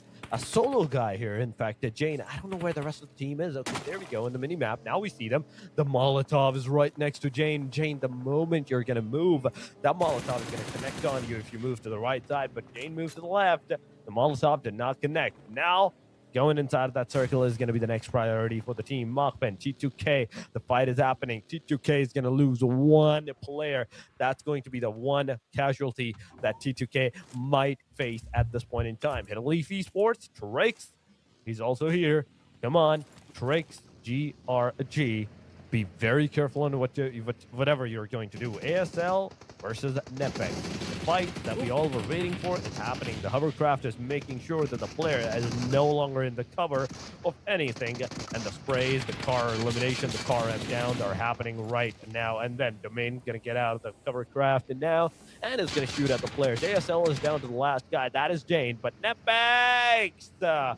Precious was not able to be rescued. Precious was not rescued at the right time as the player could not reach in that location. Now, Domain, it's up to you. Make those virtual covers. Make those cover crafts for yourself and just go for that rescue side. Go for that revival as for elimination, they are still not going up. But Jane closing in. Come on. Will Jane get eliminated? Will Jane take the fight as he is now in the cover craft, in the hovercraft, and he just reverse hit up, eliminates Domain with the same strategy as Domain was doing against all of the players off Abrupt Flare.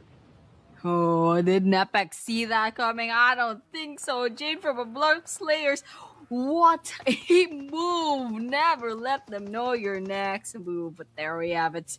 Because of that, we're down to 6 teams. We got T2K still in the game.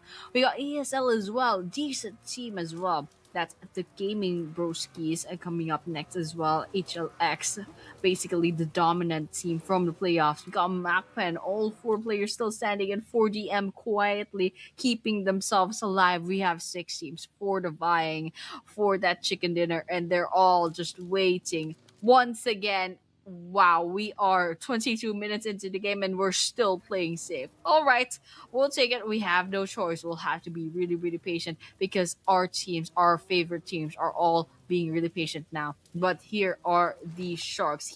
Here are the big teams. T2Ks lurking about, scouting the plays out, trying to find an angle to try to find an elimination for themselves. And so Macman's going to be throwing that grenade, throwing the first strike. Lash is going to go right to the ground. Jane, come on, you can do it. Fiamba is going to follow up, and that is a nice shot. What is Jane doing? What is Jane eating right now? What did Jane just eat? What is that performance? Solo player, by the way, from Abrupt Slayers, getting 5 eliminations for themselves.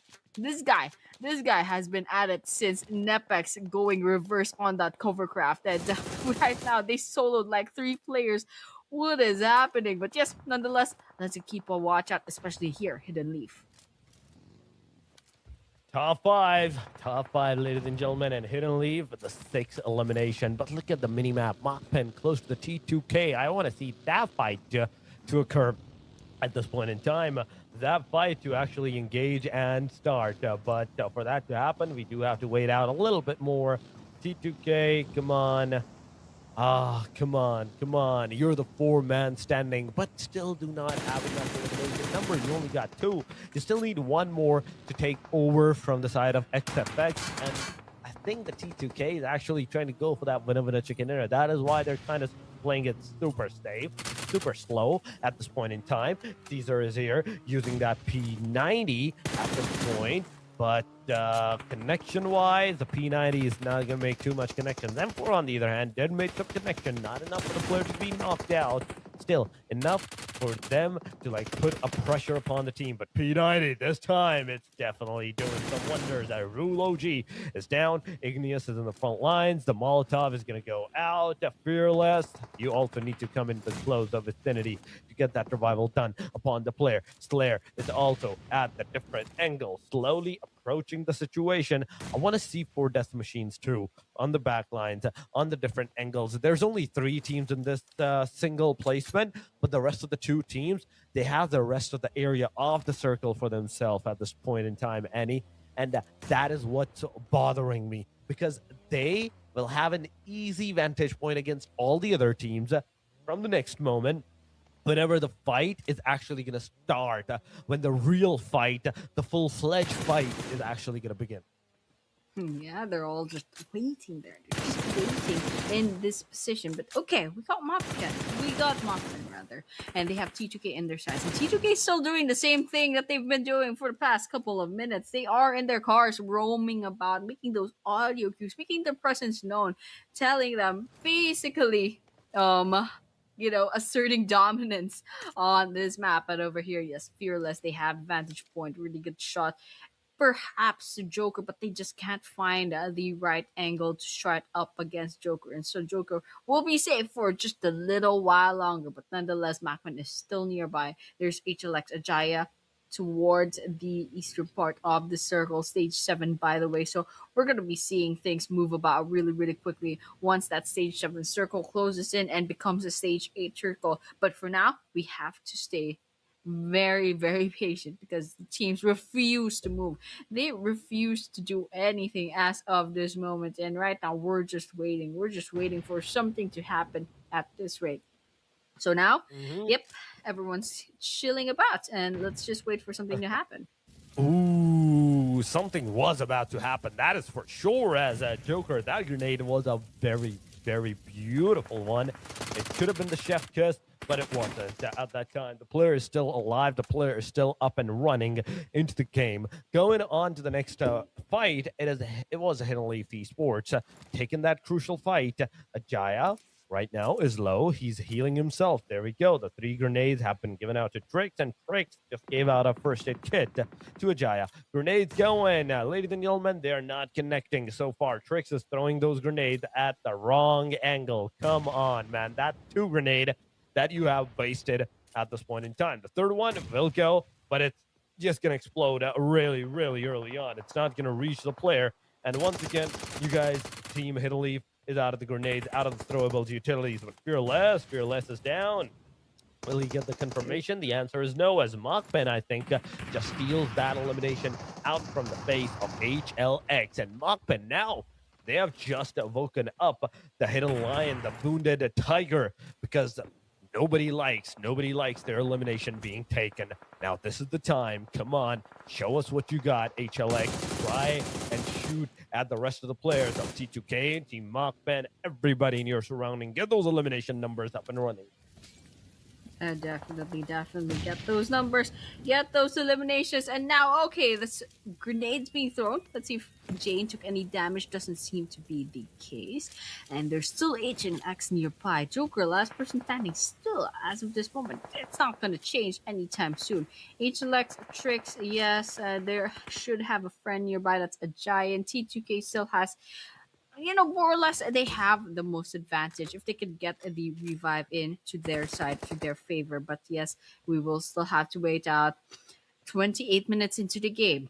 Everyone's still playing very, very safe, which is surprising, which I wish didn't happen, but unfortunately they're also playing it safe, and the elevation here that we see on our screen is definitely not helping. Okay, Jane walks right into the line of sight of Trix, and Trix did not waste any more time. ASL will get eliminated from that one mistake. Another team out of the game. Ladies and gentlemen, we're down to the top 4. 7 eliminations for the HLX. T2K still there with the three element. Come on, T2K. I'm waiting for your eliminations. I'm waiting for the comeback that you guys have been waiting on too. I'm really waiting for that comeback too. Come on. I'm waiting for that shot, for that aggressive stances that you guys were showing in the playoff phases too. Same with the HLX. I'm waiting for HLX's domination too. Come on. Three Real Bros, HLX, and T2K. Alongside of ASL, ASL has been doing great. And even right now, they're still at the very top of the leaderboard. Machman Caesar comes in, takes down Igneous. Now Rules OG, he will shoot at Caesar. Caesar is going to retaliate, but no retaliation is going to save him as he's down. Confirmed right now. 4 eliminations for the T2K.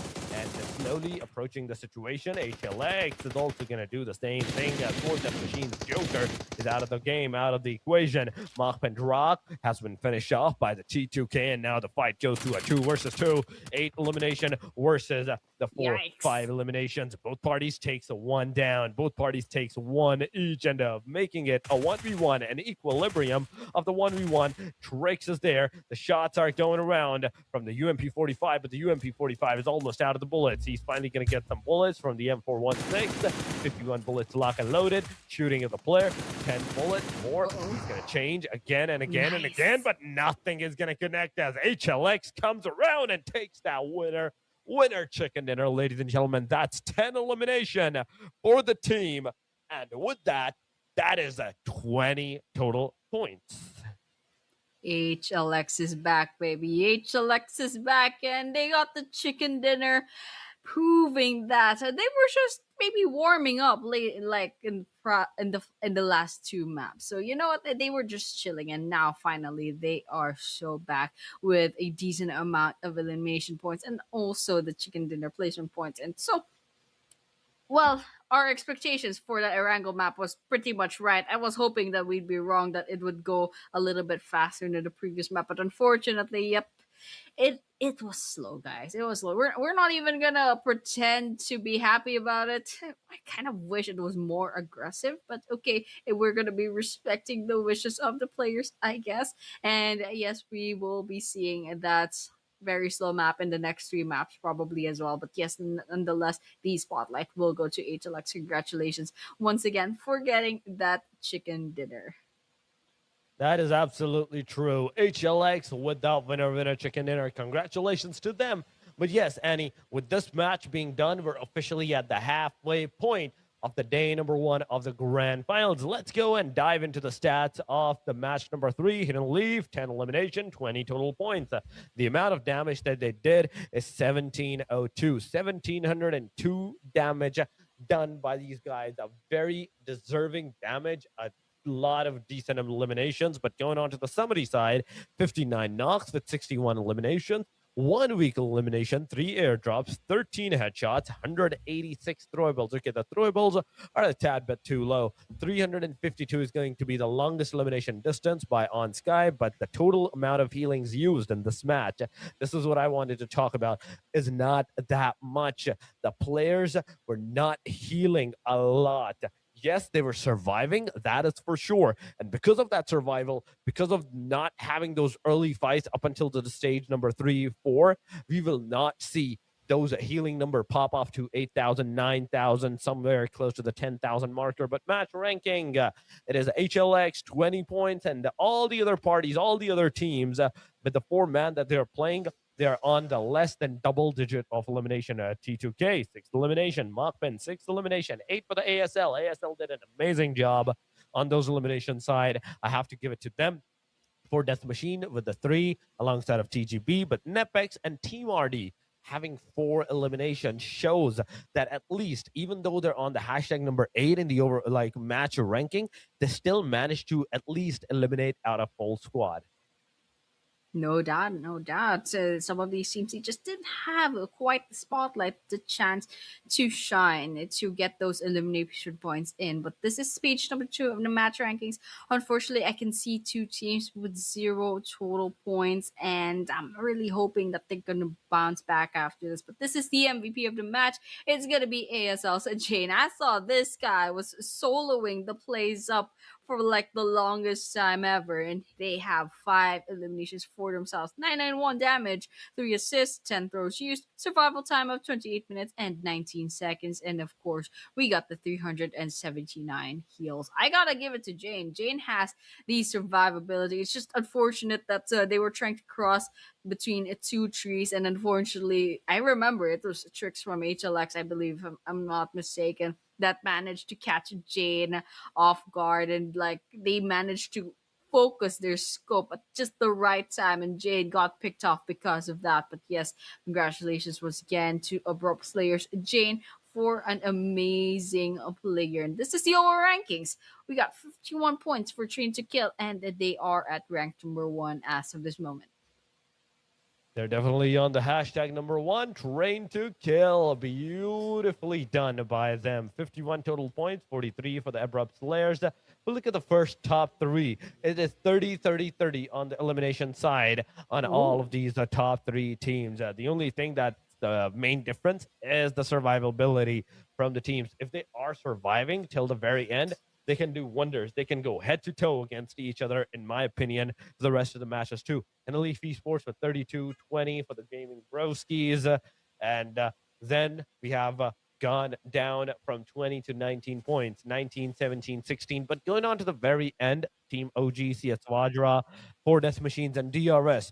These are the bottom 4 teams that are still on the less than 10 elimination side. So they need a lot of work. They need to start gathering the moments and the points for themselves, because it's already half day done for the day number 1. Yeah, there should be, my math is correct. We should have 9 maps left, and of course, we'll be going to our very last Erangel map for tonight. But before that happens, of course, we will take a short break as usual. So guys, do not go anywhere. We'll be seeing you soon in a few minutes.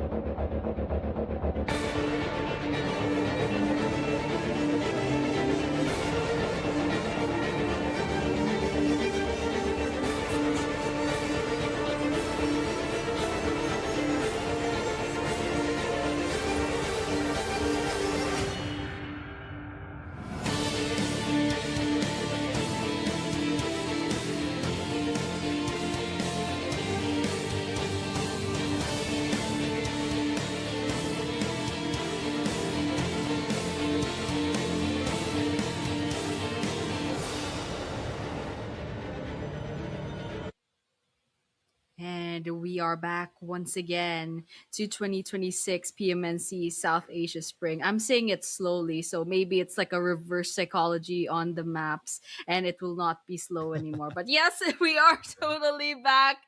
And we will be going on to match number 4, which is basically the last Erangel map for the day number 1 of the grand finals. So, guys, we saw it a while ago. The maps, the 3 maps we just witnessed, it was way too slow.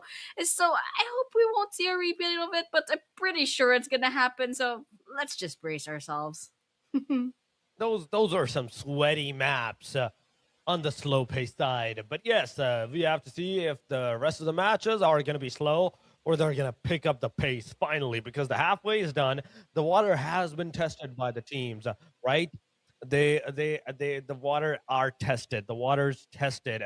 Now it's time for the players to actually begin with their engagement and their destructive responses for all the teams. They know what the strategy is for the grand finals now, in my opinion.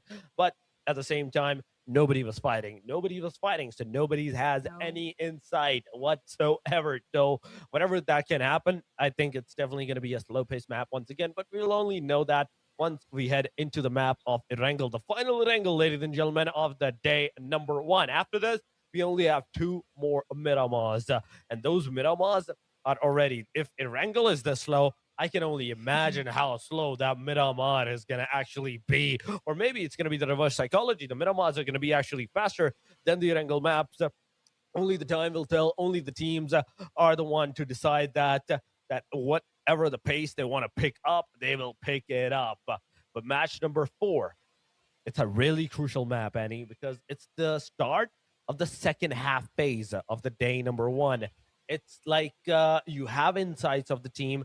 You know, okay, what the team was doing for the couple of matches, for the past couple of matches, and now you can slowly strategize against them into taking that action, taking those casualties maybe from them instead of giving them your players of casualties. Yeah, definitely, definitely. We pretty much tested the waters already with our Yep. very first 3 maps. So right now they should probably start taking this seriously. They should start like giving it their all, their A game, their best performance later on. And so with that, we should be going on to our very last Wrangle map for day number 1. And like I know we're all hoping that they'll go aggressive, but I think the teams they are prioritizing the survivability because they don't want to get picked off too early on and miss out on all the eliminations. They don't want to get that FOMO, you know. So they'll have to play it safe. But in Miramar, yeah, I mean we should probably have known from the rondo itself. It was quite slow, and so it just amplified on Erangel and Miramar not looking good in the prospects. Not looking good for Miramar. It's probably going to be like a Yeah. 20-minute game where like rather Oh like there my will be God, 20 don't. minutes in the game where nothing would happen and then there'll be like 64 whole players by like minute 21. It's just horrible. So I hope that doesn't happen, but I feel like it will. So what do we play like this like a reverse psychology sort of thing? So yeah, I guess it's just up to the players. And yes, speaking of the players, guys, do make a noise. Do make all the noise, in fact, in the comment section. Tell us which teams you are cheering for. But finally, we are going to wrangle more or less the same like flight path, but like you copy and In pasted words, that line from Stalbert, like all the way there to Jarky. it's mirrored. What is happening? It The yeah, plane right. It's line a is mirrored. mirror. It's a mirrored plane line, Torix. Oh my Oh my god. It's like goodness. looking at a mirror. The reflection of that plane line has been pasted onto the other side. Now it's going from the Zarki all the way down to the Senvoska military base, ladies and gentlemen. Quadi, Primox, Feripias, the Jojo Pools, Pachinki, Rozok is still available. School is also available. And this time, where the last time where Nova was accessible, now you have a Sosnovka military base on itself available for you. But wherever the circle is going to shift up, that is going to be the big cue for the teams to like take a shift, to take a toll, change their momentum, and change their direction. Once again, I'm seeing not any team going in a same placement, same position. HLX went to the western side city. Team XFX, they went to the containers. The northern side city has been covered up by the mock pen. Close to them on the northern side, and more towards the Zarki, that is DMZs. And once again, the circle has taken the shift prior corresponding to the plane line. It is kind of, and majority of it is in the favor of that plane line, where majority of the teams can actually achieve and go for rest. So Torix, I'll see you in like 10 minutes or something, because I'm pretty sure this is a recipe for a very, very slow game, and I guess we'll have to live with that for a while. But yes, the teams, they pretty much mind their own business. They have their own drop off points. They're probably not going to be engaging upon themselves anytime soon. So we'll have to chill out quite a bit. So with that, we'll just keep our eyes peeled for the kill feed in case they prove us wrong. But nonetheless, everyone is just going to go and loot the place up. As of this moment, I think I'll just take a look at what the rankings are gonna look like. It looks like T2K regained their number one spot, but oh, hold on, the Gaming Broskis, they find Syndicate. Ayo, in fact, will be the first blood in this map. They will be losing their lives at the moment. We're seeing 63 players left. Okay, let me just take a look at that mini map real quick. The Gaming Broskis, they're in their cars, they're rotated into the area. I only see Mad here, so it looks like Syndicate went for a 2-4-2 split, and Mad is all alone as of this moment. Not so good on the equipment. In fact, the armor is a little bit concerning. The guns, it's okay. I think the guns are quite decent, actually. And then we got one grenade just in case, and they have some healing items in and their inventory. It could work, but still, how is that all going to help if you are all alone and going up against a full squad of 4 players?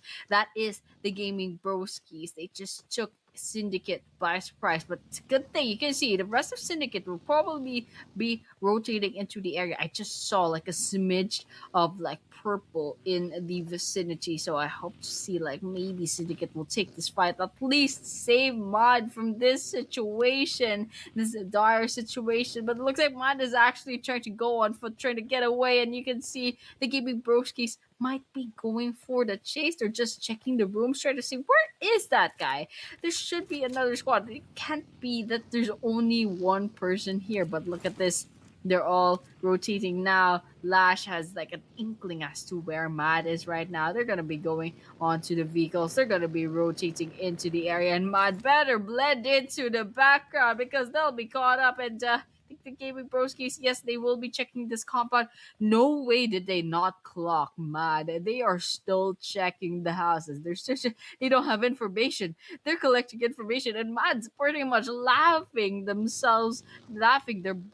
butts off. But here, Biabadada, they're on the grounds, and there's the rest of the 2 players from Syndicate nearby as well. Looks like they'll be leaving the Gaming Broskis alone as of this moment. They're just going to keep a watch out. But here, Mud is hiding here. Oh no, they're gonna get caught. They're gonna get. Did they?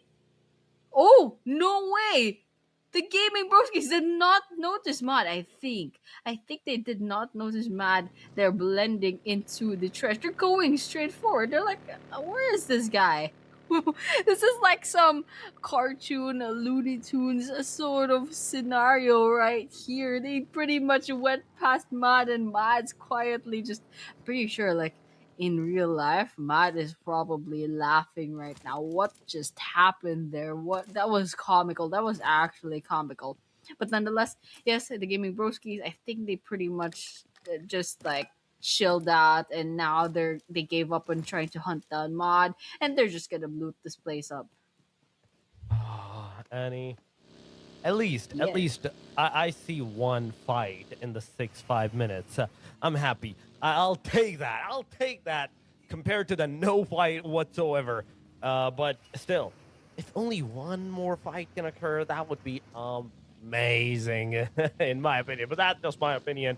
The team knows what they're doing. The team knows what they are up to. But 6 minutes have passed, ladies and gentlemen, and 63 players are remaining into the game. So far, DRS, they're also like moving from one direction to another one, to a different plane, to a different location, slowly, steadily approaching those crucial placements, positions where they can actually take the vantage point against the different teams.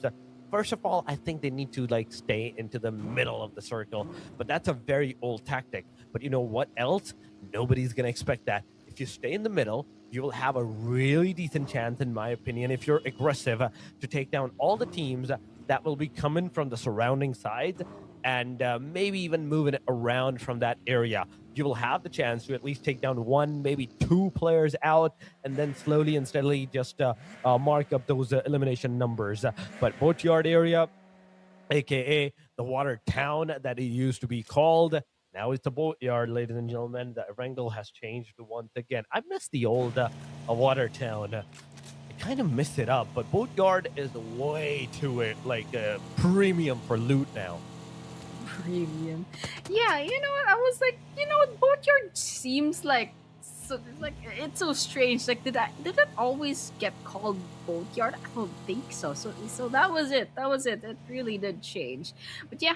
Yeah, well, that's pretty much it for the map, and we only had one casualty so far. We're kind of chilling about. I really hoped that that was gonna be the start of like a rainfall and then a whole avalanche of engagements, but unfortunately we're still gonna be chilling about. Gimme Broskis, you do have one elimination on their side, but couldn't follow that up with any more after that.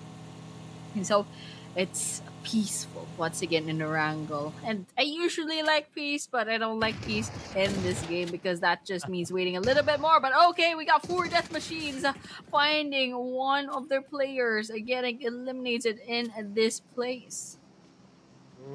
That's another player almost on the verge of being eliminated, but Killmonger, oh, man, just survived by that run of HP because of the fact that he jumped down at the right moment, at the right time. But will he survive more? Will he get some more eliminations? Is the bigger question because four death machines, the rest of the two players, they're close to the church where the one of the player of only esports, Slim Shady, is situated at. The fight can actually begin, but Slim Shady, he's gonna get into the car, he's gonna get in his buggy, and he's just gonna skedaddle out of here. He is going to go a little bit back, get out of the buggy. Once again, has the PC Python in hand. The fight, face to face, is happening. Og is gonna connect, and Slim Shady is gonna be taken down and out of the game instantly. On the back line, there's also HLX approaching the situation. I only see Drakes in the vicinity. But okay, Ajay is on the left side of four death machines on the veteran side as he is also approaching the scenario, approaching the compounds where his team member Trix is situated at. Okay. We got still four death machines going up against only esports. And after that initial like exchange of bullets, kind of just chilling about now.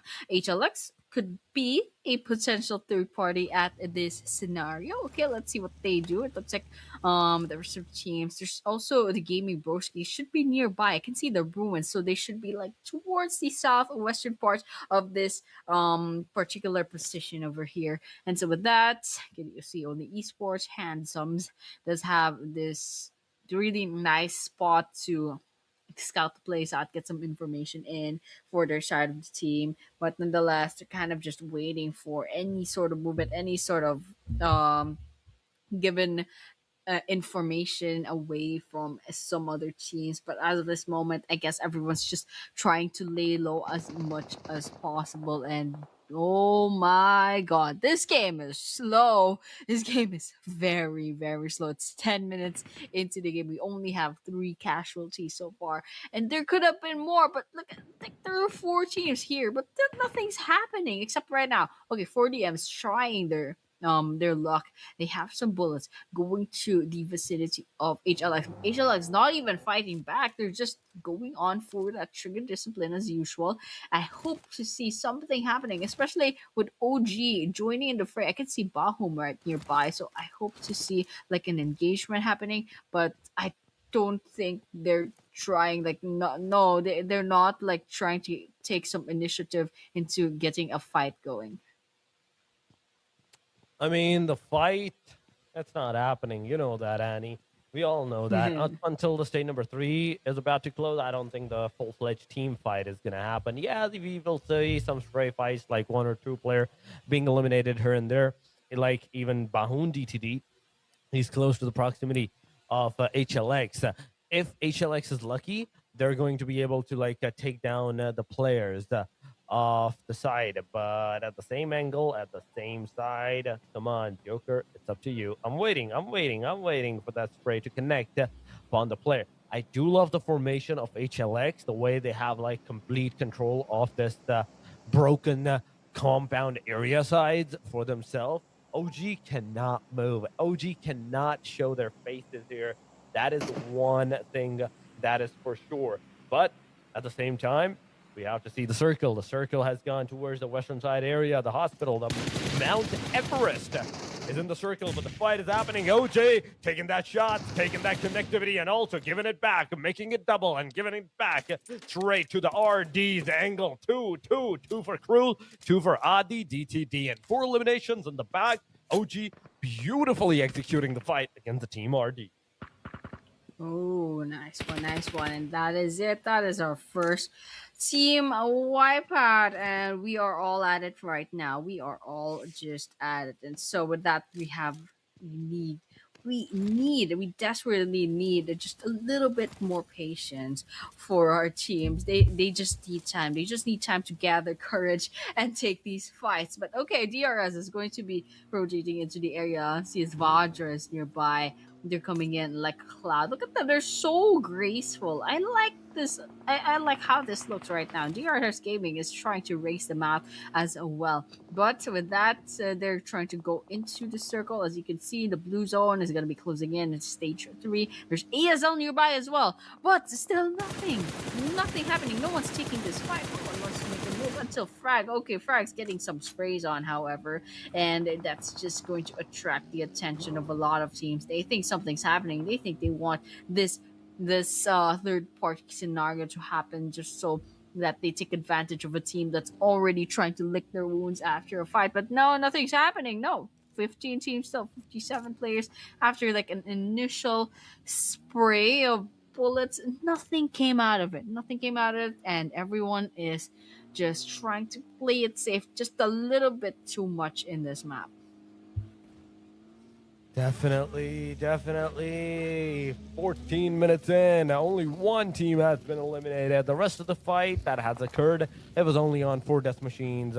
One player where they lost a player, and then they also took one elimination on the team Nepec side. And now, but one thing that we have to know for sure is the fact that in a short while, when this stage is gonna shrink it down, stage number 3 to 4 is gonna be made.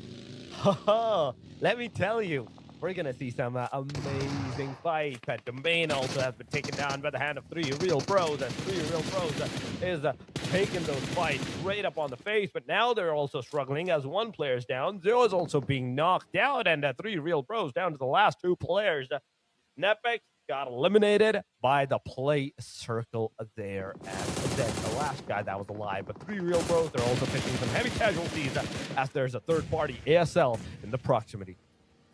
Yeah, okay. 3 Real Bros, it's in trouble. TMGH should be the last person standing in their way to out in the open 1 versus 1. And TMGH had to be the one to fall in that scenario, in that 1 versus 1. And with that, he took even the 2 eliminations as DMZ is in trouble. They all fall at the same time. And well, XFX UF will be taking those 4 eliminations happily from their hands. And with that, we're going to be seeing that circle. It's going to close in the ruins. And you can see a cluster of buildings from the ruins still within the circle. So it makes things a little bit more complicated, especially considering the fact that the teams just love camping. They love playing it safe as of this moment. So with that, we have 12 teams. We got 44 players left for me. We still have 15 minutes. So, yeah, more or less, I'm going to estimate we probably have 15 minutes left in this map as of this moment. Because, coming in from the pace of this map, we're probably going to reach maybe 30 minutes, if not very close to 30 minutes. And here we have XFXUF. They're clocking in. Macpen, Scout 25 is cooking up the grenade. Yeti is the target. They turn around. I don't know how that ended up, but Team OG, they find ASL nearby as well. There's OG. There's, I think that's Team OG towards the western position as well. And there we have it. We have Team OG after all. Addies just clocking in those cars, making those noise right outside their house. There's DRS trying to find their own eliminations as well. And we have four death machines quietly hiding out. They see ASL at a distance. They see the party happening. In fact, there are so many people here. It's just a wonder that we don't even see any bullets crossing the path. So everyone's just trying to play it safe right now.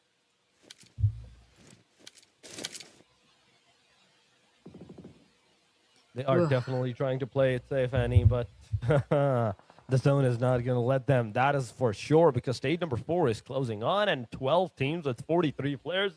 It's almost impossible for them to get in this radius, whereas the water town, the boatyard, the boat town is there now. Alongside of that, the bridges area of these northern like angles, like look at that, there's a lake in between. Team VETLQ, they're also in a fight against Team Machpen. Both parties, whether it's the Machpen or VETLQ, they are in an engagement and they are receiving the casualties. Scout 25 is completely out in the open now. Now this guy is at a very, very, very like a crucial point to the fact that if Machpen spots him out, he has nowhere to run. He's in a very, very close to comfort location. The moment Machpen is going to spot the player out, it's going to be over for him. But luckily enough, VETLQ, they're easily going to be able to like revive the player. Now get back onto the surface. Wait a minute, did he just got him in the water on his shoulders? Huh? What? What is happening here? It's a fever dream right now. It's a fever dream with the Rango last of this. But okay, we got Aladdin clocking in map, and there's a spray coming right about.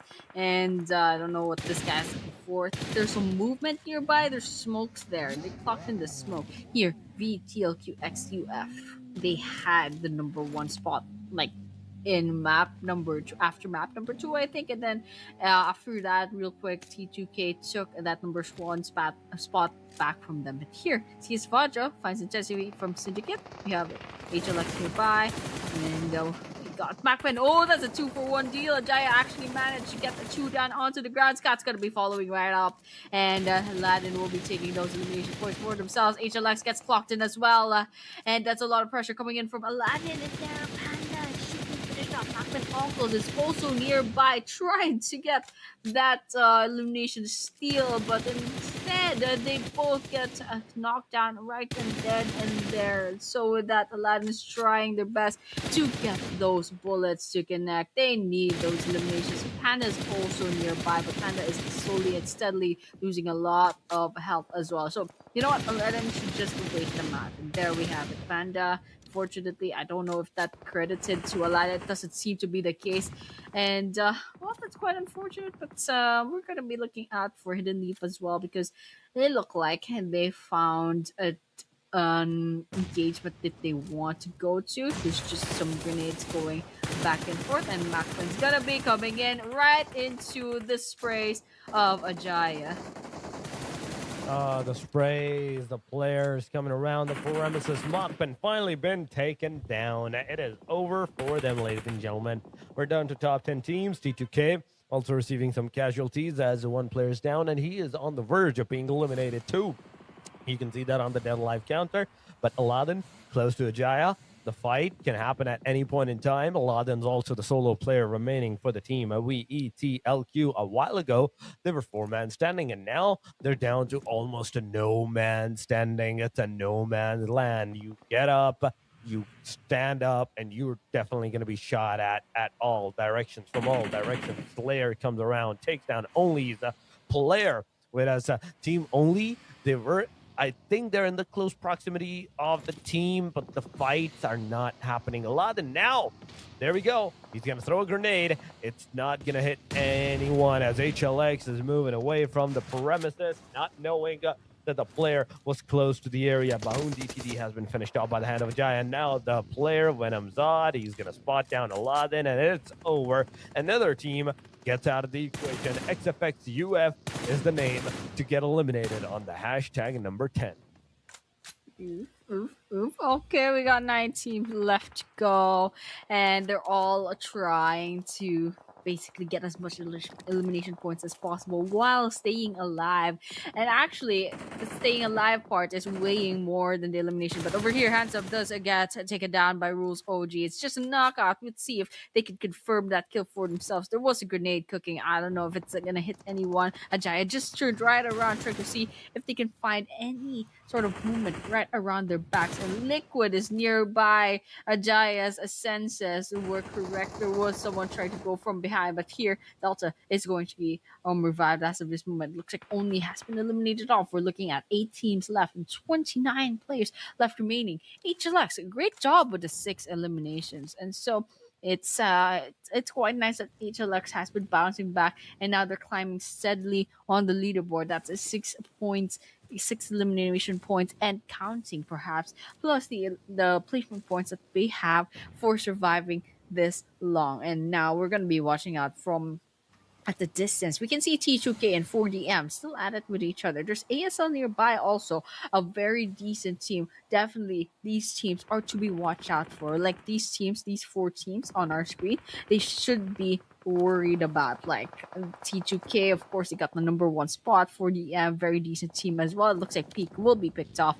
However, the Gaming Broskis is still within the game, so we have to watch out for a lot of places right now. And HLX is also nearby. All right, we got 4DM eliminated off. So with that just leaves 7 teams left.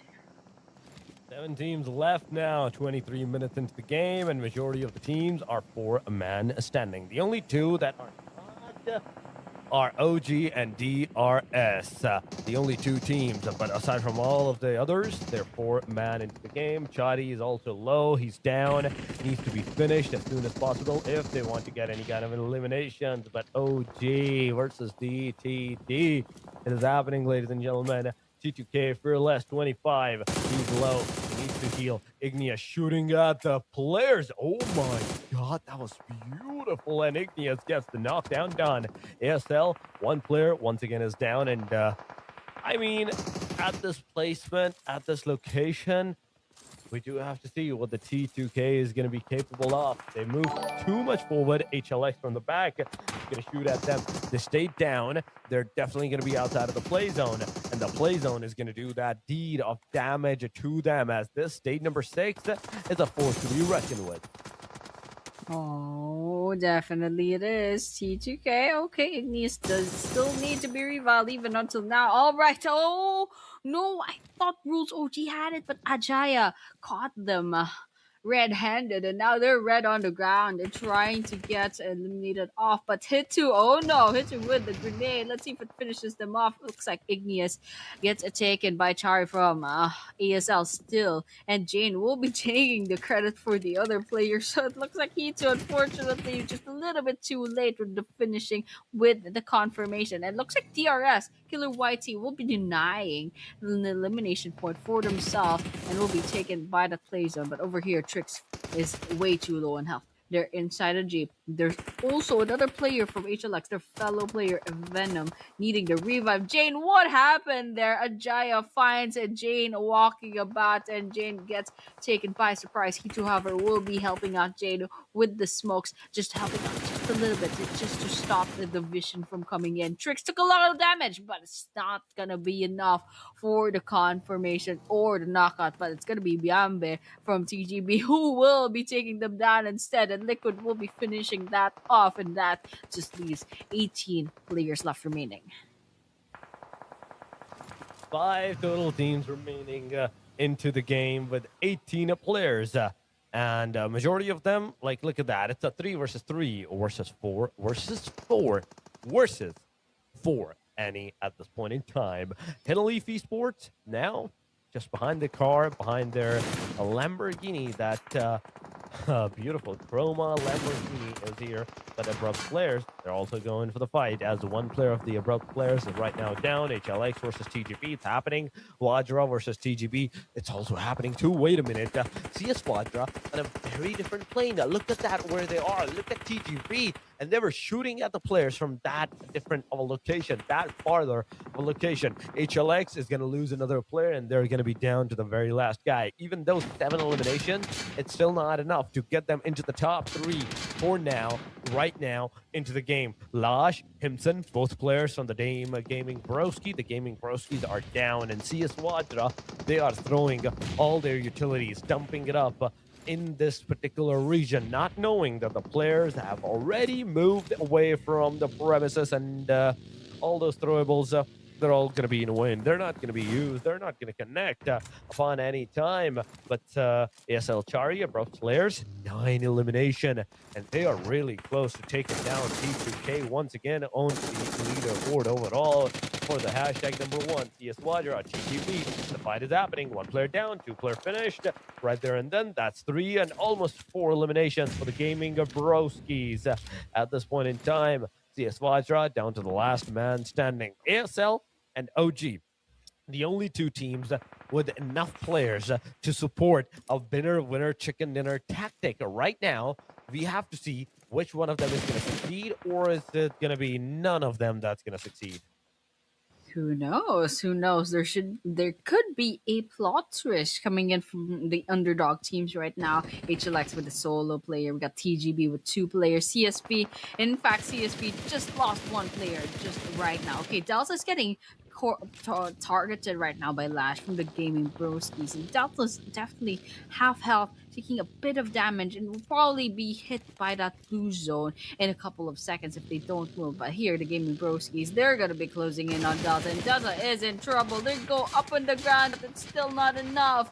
It's still not enough to go up against two players from the Gaming Broskis. But here, Abrupt Slayers, they clock in TGB. They know that TGB just took a bit of damage from HLX, and HLX definitely did a number on them. But Abrupt Slayers couldn't quite get those shots to connect. They're going on to the ground, they're going prone, and this is how they'll survive. They have to hide within the grass. And here, the Gaming Broskis, they clock in ASL. They're trying to get those sprays on, but Jane, oh, the Jane actually managed to get those bullets to connect. And look at this, two teams crawling onto the ground like snakes, trying to best each other. And oh no, ASL's in trouble. One person left standing that's still active. I don't know if they can like revive right now, and Chari gets taken out, and that's it. It's CGB versus OG from now on. Top two. It is top two. TGB versus OG. One Ooh, wrong move, and that's all going to be it. And no. there we have it. The wrong move is here, and TGB just denies that elimination to the play circle instead of giving it to the players, to the opponent.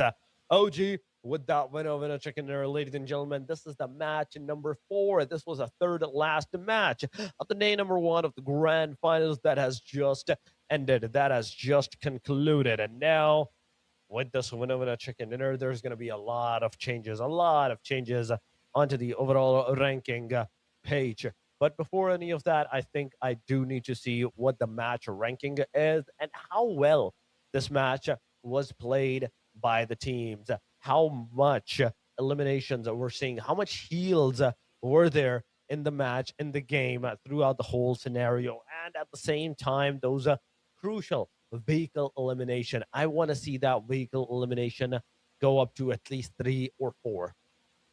Yeah, definitely. I want to see what the stats look like, the eliminations, who the MVP is, everything. I want to see what the map looks like all in all, like what did the assets basically, what are the data that got connected or like collected rather in this map, because it's been a long map. It's actually been a long map. I can't like quite remember everything that just happened, but of course there were some highlights and there were some hiccups. There were some funny moments that unfortunately happened in this map. And so yes, they'll see it in the VOD. Those players will study themselves and also their enemies in the VOD, so that they'll have to like clock in what the strategies are and where the tendency of the teams, how the tendency of some teams will act. But yeah, nonetheless, we should be seeing the stats later on. They're just preparing things on the back end, so we're just gonna like wait patiently just a little bit longer, and that's just it. Team OG, as we saw, they got the chicken dinner, and alongside with that, they got the 10 total eliminations, and we got the total damage. We got 1,628 total damage coming in to Team OG. And so now I want to see what the other assets are going to look like. It's going to be the match summary.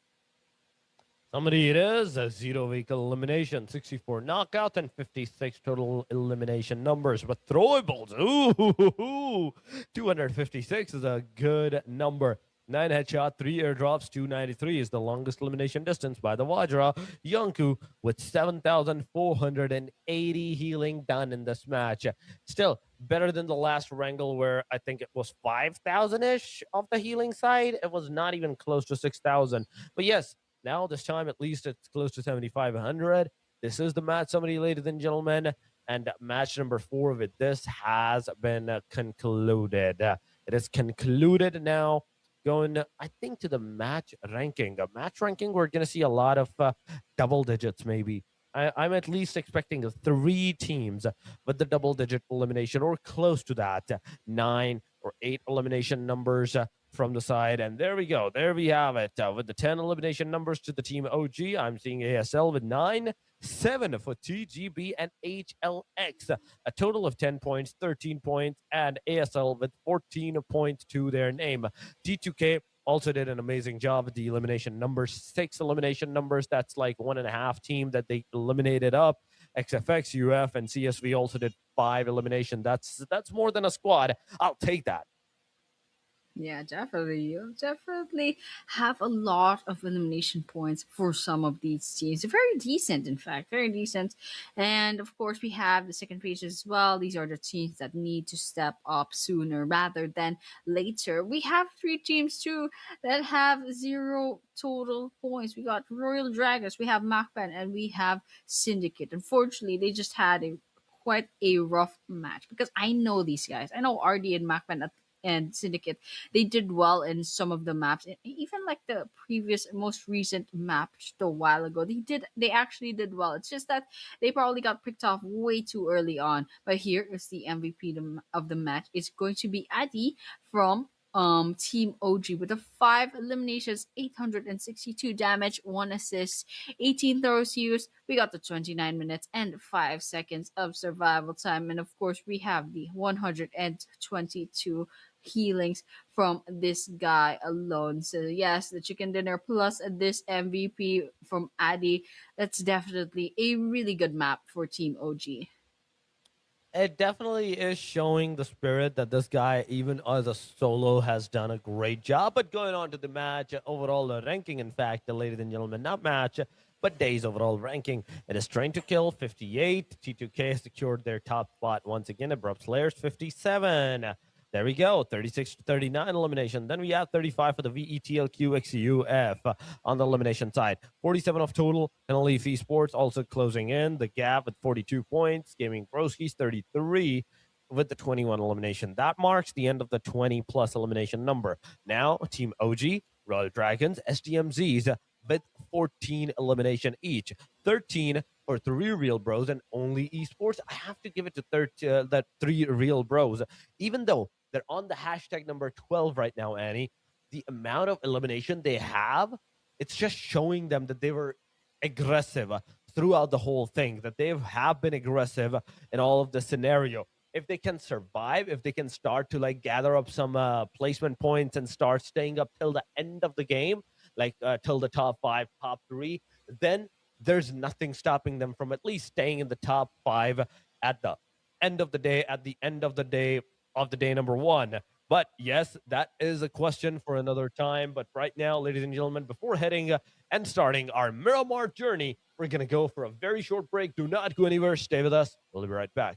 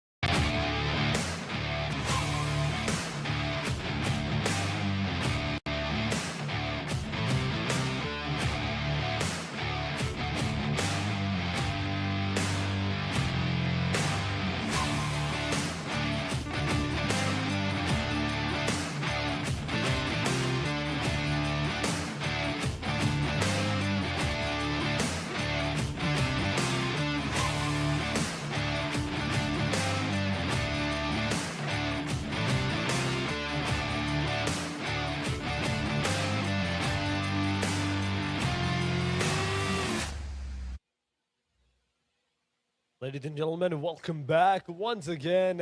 We're back with the Miramas this time around. The next two matches, ladies and gentlemen, of the 2026 PMNC South Asia Spring. The day number one of the grand finals are going to be Miramar. It's going to be the beginning of those stale, those dry, those barren lands of Miramar to begin and to show us what kind of an aggression that the teams have in store for us. Or, if I have to say, what kind of passiveness does the team have in store for us for the day number one? Because even the last Erangel match was kind of stale, was kind of like on a passive note. But yes, Minamod could have been different, but here we go. We're not going to take too much of your time, ladies and gentlemen. We're going to take you straight up into the match of the Minamod. Starting up, we are seeing the plane line on our screen, starting with the truck stop all the way western side of Ladrelia. Yep.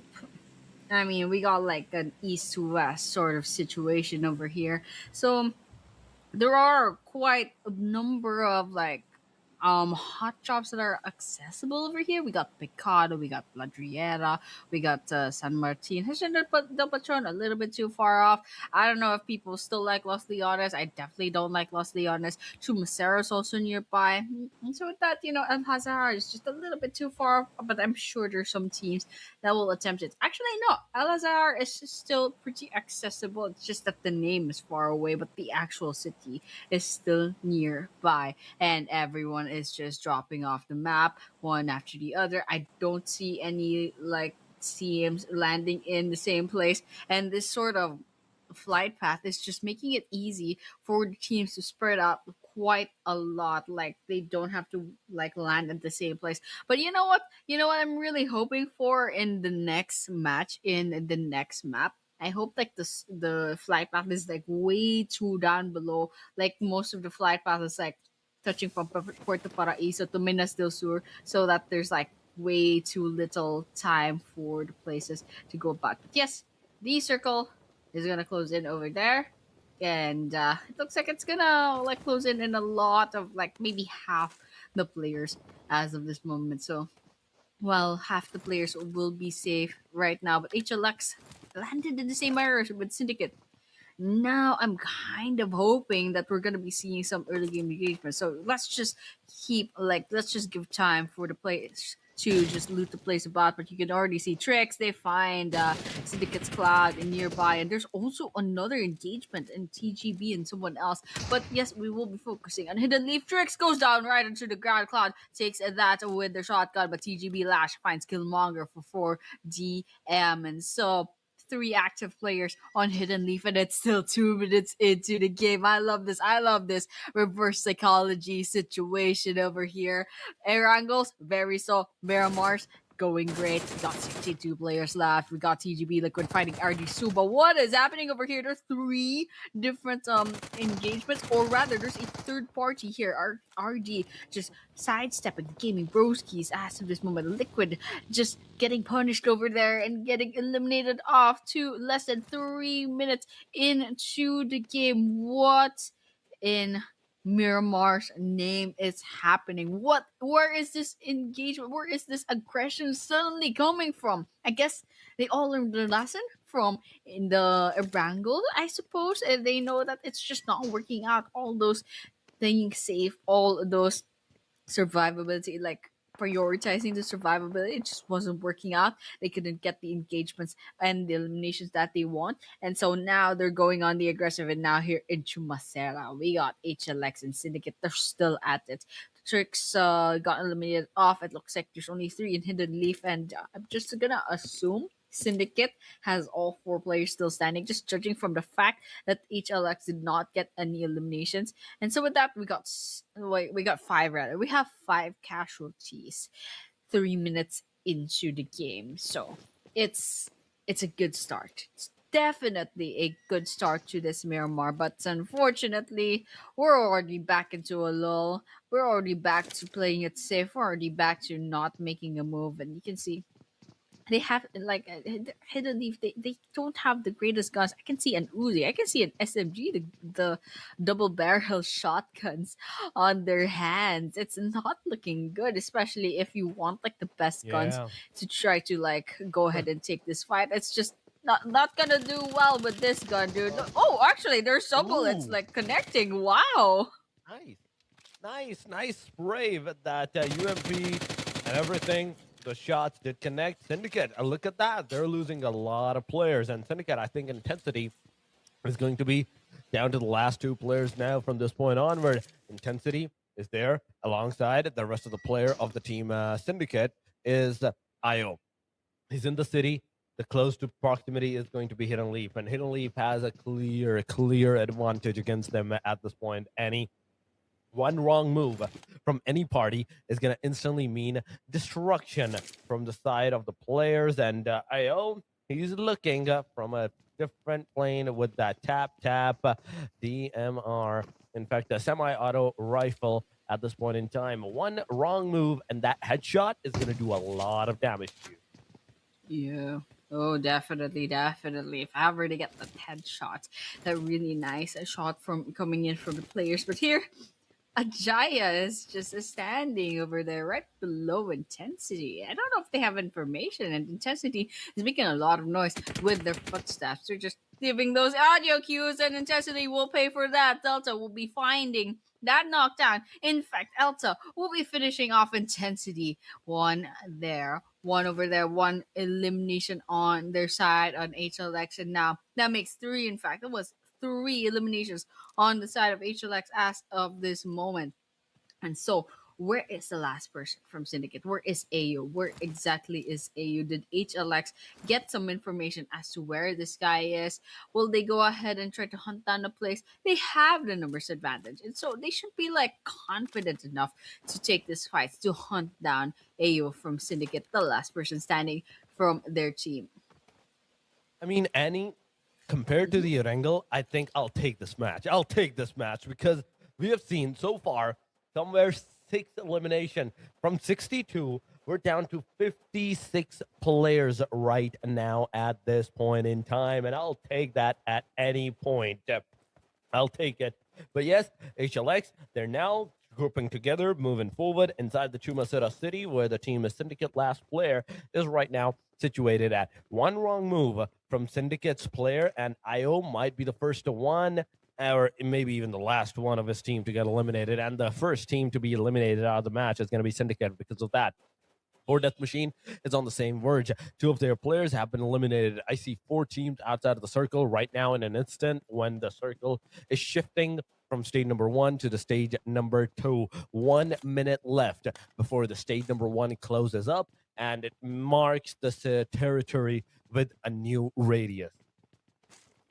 Oh, definitely, definitely. And now we're gonna be watching out for any development in this situation, especially with AO. And AO, okay, Delta almost had it. I don't know if they spotted AO actually, or they just managed to get a really good shot. Okay, AO actually like showed themselves, and here Delta is on the move. They're on the move. That blue zone is forcing AU's hands to move. And look at that, no car, nothing. He got some decent loot actually, but here Train to Kill is actually like quite well equipped as of this moment, and they are hunting. They are on the hunt. They are trying to clock in with their scopes. Anything that's gonna be happening. But TRS versus Netpacks, Precious took a lot of precious damage. Goes right onto the ground, and Domain is just trying to fight back and save the two players, but unfortunately Precious got finished off. Rex still needs help, and Claw is, I don't know where Claw is. Okay, AU got caught up. Syndicate got eliminated as the first team, but here we're also watching Netbacks got Claw cooking up the grenade.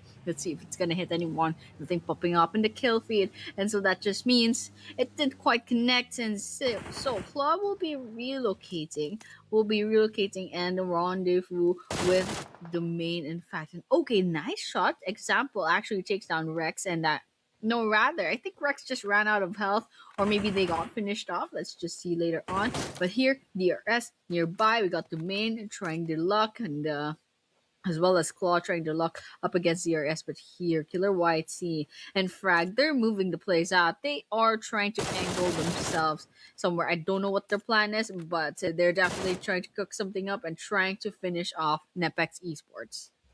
Nepex Esports versus DRS. It was happening, ladies and gentlemen. And but as Rex was knocked out, DRS came in, finished the guy up, and they just went back after that. So with this, the two players off the side of Nepex Esports, they're going to survive as they were really lucky to get out of the area at a really decent time. But now, it's the next phase. It is going to be the next phase in a minute and 50 seconds. You know why? because state number 2 is going to close up, but state number 3 is going to be commenced. And so far, I see HLX with 4 eliminations. A very decent job. Well done. They were the one to eliminate out the Syndicate, but as Syndicate also retaliated with the 1 elimination. Ooh. But there we go. Nepex Esports, they're closing in. 2K is in the front line. The Rules OG is down and finished up with that PBS in hand. Domain has a grenade. He's going to agree it towards the side of the T2K Ooh. players, and Claw's grenade is actually going to take down Fearless. With this, another one bites the dust. Another one gets out of the game, and 2K down to the 2-man standing. Now, this performance right now with Claw from Nepex, this is the Nepex that I knew yesterday. This is the Nepex I want to see once again in the grand finals, but unfortunately they can't quite shine anymore. Rex got picked off, Precious got picked off, and Claw, they have the 2 eliminations for themselves. They can't quite get their footing anymore, especially with the huge disadvantage in numbers right now. And so, I mean, the damage has been done. Nepex is down to 2 players, and I'm hoping for the other teams to bounce back as well. Here, Chichuke, it's more or less the same situation. They're down to half their roster. They're down to 2 players, so it might be a little bit hard, especially considering the fact that most teams still have their full lineup. But here, HLX Axie does get picked off, and HLX also down to 2 players. So a lot of the decent teams that I'm really rooting out for, especially with the teams that did so well in the playoffs, that they're just losing their place as of this moment, and I'm really worried for that. I'm kind of like, I kind of had high hopes, but right now, yes, I know I said this a while ago. That's the grand finals. I think some teams were holding back in the playoffs, knowing that all they needed to do was qualify. And so that's exactly what we're seeing right now. We're seeing some of these teams just shining all of a sudden, and this is what I'm here for. This is the kind of performance that I'm looking for in the teams. And so with that, the stage 3 circle, we saw exactly where it's gonna go, and now that's just going to force some of these teams that are still a little bit too far out from the circle to move about in about 30 seconds.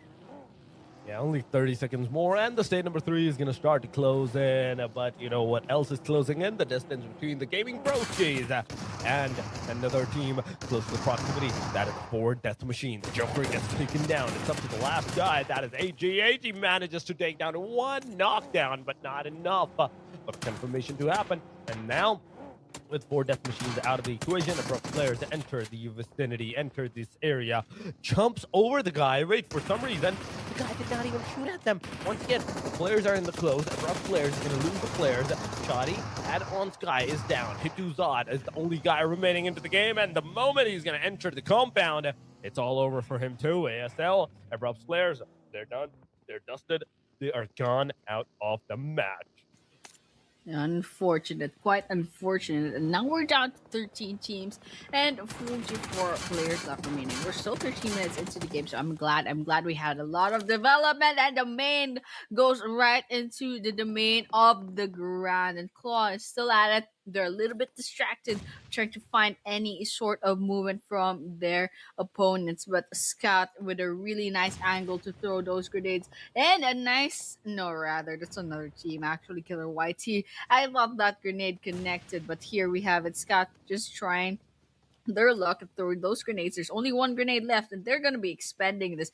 They're gonna go all in terms of the grenades, and now they put it right back into their pocket. They're not quite sure where TGB is. They don't have enough information. They're backing away just a little bit. They're just going to save their resources just a little bit. But here, SCMZ Flanky took a bit of damage back there, but it's not gonna be enough to confirm Flanky. And so Scott will be backing away and changing their goalposts once again, targeting TGB. Let's see if it connects. And Himson almost goes down, actually, but it's not enough to confirm this guy.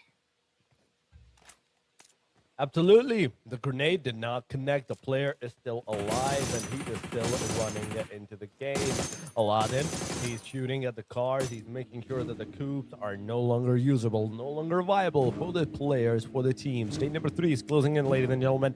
We're about to see another shift of the circle, another shift of the radius, and this time it has gone to the western side area, 50 meters more for the DRS. It's so iconic. Wherever DRS came from, now they have to go back there. Now at this point in time, they went back to the eastern side. That okay, maybe the circle is going to be here, but unfortunately for them, the circle went to the western side, and they're now outside of the area, outside of the region. Slowly and steadily, these 13 teams, they're taking the fight, and I kind of like the pace of Miramar. It's not like the fact that okay, this Miramar is the as stalemate as the Erangels. No. We saw some decent number of fights happening at early stages, and even right now, the fights are about to happen. No, definitely, definitely. And now we're gonna be watching out for the rest of the teams. Hopefully, something good comes out of this situation, especially with T2K up at the elevation. Looks like only Esports Handsome does find OG Nobi. Nobi gets finished off as well. Alright, got one more casualty in this situation. T2K, I'm a little bit worried over here. They have a really nice spot, and I don't think anyone clocked them in yet. I didn't see anyone trying to target T2K yet, but on the other hand, they are two people left, and I don't think they have the luxury of going down into the ground and trying to take those fights because it's just a little bit too risky to try to do just that. And so, T2K, Igneous especially, they're just clocking in and trying to see if they can snipe anyone from this far on out. And see as Vara, they're going to be joining in the fray, and they can see just Duty is trying to be gunned down by Igneous, but unfortunately, those bullets just can't seem to connect just enough for Igneous to get an elimination point for themselves. But what? Bia clocks them in from all the way over there. Igneous took a bit of damage back there. In fact, it's just like a maybe like 20-15 HP that got taken. Okay, Yonku finds CGB's Himson. Himson goes right into the ground. Scouts closing in, but unfortunately, Igneous actually managed to land a couple of bullets, but it's not going to be credited to their name. CSV instead will be eliminated off. Seeing last person standing on their side. Yambidada doesn't need to get revived, but XFXUF is knocking down their door. I think it's safe. I think this guy is safe. They can go ahead and give the revive, but over here, Slim Shady clocks in. OG, a little bit too low on health for comfort. Hooking up the grenade. They're going to be exchanging it just a bit. Oh, Slim Shady took a bit of damage back there. All right. Bahun actually managed to sidestep just in time, but now question is, will they be able to get away from that grenade? And there's a Molotov about to be thrown. I think there's a flash actually. In fact, smoke's coming right up. Okay, we got Bahun actually managed to heal up, and so we're going back to the start for Sim Shady here. Only Esports got handsome trying to gun down another player from the vicinity. In fact, OG is still being targeted as of this moment. Some heads popping right out, and see only Esports Keo is trying to get those bullets to connect up against Team OG. OG, the bullets, the connection. We have to see if it's going to make any kind of difference or the players are going to be eliminated or not. As this stage number 5 is such a small one now, and because of the Miramar terrain, you have like almost 40% of the area. Let's say 80% of the area. The majority of the area is kind of like the mountain ranges, but only esports now in the fight. The fight is happening, and two of the players of the team OG is right now knocked out, eliminated. In fact, only 2 men remaining, only players.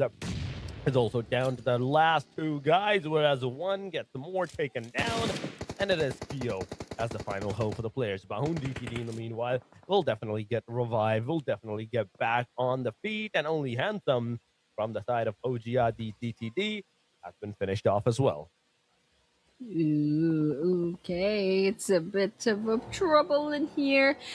We still have 35 players left remaining 18 minutes into the game. We see a couple of knockdowns and maybe even eliminations in the kill feed that we can't quite catch in the camera just yet because there's just way too many things happening as of this moment. All right, Igneous clocks in some more movement, and this is really unfortunate for the position of T2K. They have such a really nice vantage point, but they can't finish the job. It's just a little too hard. Okay, we have T2K Slayer actually managed to get one down onto the ground, but can't quite finish this off. You can see Slim Shady hiding behind the crates and basically just trying to get away from all those bullets, all that damage. And the blue zone is probably going to finish this guy off ever they don't get away from this situation. Oh, nice job. Only gets eliminated off. Slayer finally gets one elimination credited to their name. It's definitely going to help out quite a lot. And Killer YT, last person standing in their team, less than half health. They have to get away from this situation. That's a smoky guard. That's very, very risky. But now Killer YT right out into the open. I don't think Frag is salvageable at this vicinity. And look at that. Frag actually gets eliminated off. So blue zone pretty much pressuring Killer YT to move. And that just makes them a little bit more vulnerable to everyone else. Seven eliminations, and I think DRS Gaming is about to meet their end if ever. The Blue Zone will not be favoring their team. But here we have XFXUF inside of this building. There's another team nearby. There's T2K, there's HLX, and there's several teams towards the western part as well, trying to vie for those placement points as well as those eliminations. They want a cut of those elimination points as well. And if I had to look at the leaderboards, there are actually several teams that are just single players. There's Team OG, there's DRS, there's NEPX, and MacPen. All of them single players, all of them solo players, and that just makes that's like the reason why we still have 10 teams, although it Yep. seems like there's so little players right now. And so with that, we're just gonna have to keep watching. Slayer finally went down from their elevation, and they're trying to go onto the ground to see if they can get any eliminations. I mean, Annie, at this point Mm-hmm. in time, you can see that for sure. Yes, you said that right. We are seeing a lot of teams, but the player numbers are so low. They're like one solo players remaining into the game. There's OG, there's DRS, there's Nepex, Machpen, all the way. Then we have HLX. In the meanwhile, we have XFX with the 4 man alongside of his DMZs, but T2K are trying to kill. They're going to be eliminated. One player has been eliminated more by the hand of Team HLX. Now with the 5 eliminations, HLX is doing a decent job. Igneous is on the top of the mountain. If he wants to, he can go forward. He can initiate the contact from the top angle to the bottom angle, eliminate the players up, at least 1 or 2 before getting eliminated too. But as soon as we are seeing all of these fights happening in the area, in the proximity, there's a lot of factors that we have to think of. Aladdin reviving Error being revived. 22 minutes have passed. Oh, maximum 6 more minutes. And this match, this first Miramar, the second last match of the day number 1, it's going to be over. It's about to be over to me, maybe in like what, like less than 10 minutes. We're still 22 minutes into the game. Hopefully, this thing like goes about quite fast. And there's like several teams that are already picked off with a lot of players missing in their lineup already. In fact, we have 5 teams with solo players. We have 2 teams with duos, and so with that, we have SDMZ and XFXUF still a full squad, so they have quite the advantage. They have the chance to get that chicken dinner. But the question is, well, will that stay like that for long? Will those teams stay full squad for long? Because if anything could change in like 7 minutes or so. But right now we're watching out for XFXUF. We are trying to scout out the place in here. They're trying to see if they can see any sort of movement within the buildings. And whenever they do, they can go ahead and give those sprays and try to vie for those elimination points. But as of this moment, it looks like that blue zone is gonna close in a minute or so. There's several teams, several players actually outside of that safe zone and outside of that play zone, so they have to move as much as possible away from that place. And I think that these buildings are just making things more complicated. They're just giving a lot of cover for the teams, and so they can like basically camp their way out through the whole game whatsoever and drag this game out quite a bit. And so with that, still no development whatsoever. Agent took a bit of damage, however. I just saw them go right down to the red. And so Agent is basically exchanging bullets with someone out there, but it's not going to be enough for elimination. Nothing's happening in the kill feed. Yep. The kill feed is going up, and we have to wait and see what will be the next person on the kill feed side, on the elimination feed side. HLX and SDMZs have a clear angle against each other. but none of them, I think, will be fighting against each other at this point in time. Stage number 7 have finally been commenced, and SDMZ is they're still at the corner of the circle. Okay, wait a minute. Where Aman is, they have the circle. Where the rest of the players like Mani or Flanky is, they don't have the circle for them. But Nepix Claw, oh my god, this guy, he's a solo. He is a solo player surviving in all of the midst of all of this destruction, chaos. He's making sure that his player, his team is still thriving. At least he wants to be in the top 5 if he wants to stay alive for a long bit of time. But OG Cruel versus Royal Dragon, it happened. Royal Dragon lost a player. The grenades are going, the sprays are coming through, and we have Cruel facing the wrath of this grenade, still tanking it up, half HP done, still half more HP, where he's going to be able to get that heal done on himself, back to 75. He's also the solo guy. Remember this, that if he gets eliminated, it's also over for the team as well. So all of these solo players, they have to be extra careful around the area and not make any kind of wrong, rash moves. But TTV, even being a duo trio, they got eliminated, and they're the first one out of the top 8 to be out. DRS on the hashtag number 8, they have also been eliminated. Hashtag number 7 goes to Team OG. It's a back and forth from 9 or 10 to all the way to the top 6, Annie. Got T2K down. So we have 5 teams left, and most of those solo players have already gotten picked off. And now we're watching out Nepex. Nepex just touched the blue zone back there, so that just means they're in a little bit of a pinch or a little bit in trouble, especially since they don't have the support of the rest of their teammates. And now we're looking at what the rest of the teams are up to. We have SCMZ still full squad alongside XFX UF. That much hasn't changed no matter what you look at. But here, Aladdin goes right onto the ground. Sexu actually gets that knockout for themselves. Question is, will that get finished and go on to a confirmation? But no, nonetheless, it doesn't happen. Okay, Delta does find Claw, and that's it for Napex. They get eliminated off. We're down to 4 teams from now on. Oh, Einar GRG will be going right onto the ground. Took a bit of damage from those bullets, and since Wraith is nearby, we can still save this guy. No, actually, they're not gonna be prioritizing that.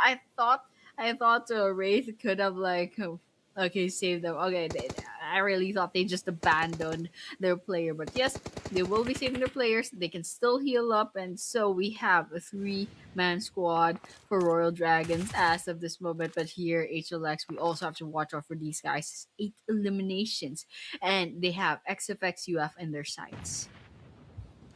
XFX UF and their sides, and XFX UF. The moment we call out their name, one player has been knocked out, Annie. This is not looking good for the team XFX. SDMZ looking at the team Royal Dragon. The spray goes around, and it gets one player. That is Rad. The other one is already on the verge of being eliminated too. Imagine XFX getting up from that point in time and going back to take the fight against the team Royal Dragons and initiate the fight instantly. That's an elimination on the team Royal Dragons, but SDMZ, after getting that knock, I think they're pushing down the team Royal Dragons, whereas Agent, he is giving the cover to the team SDMZs, but Error from the side of HLX has been eliminated. That's a knockdown from the side of HLX towards the other team. XFX UF also taking the fight, but they are the one to get eliminated into this top 4 scenario. We're down to the top 3 teams. 9 elimination for the HLX, 8 for RD, and 0. Whoa, hold up. 0 for SDMZs? What? Where? 0, yeah, actually, that's right. That's actually quite right. Unfortunately, SDMZ played it a little bit too safe. No, actually, they didn't play it safe. They tried.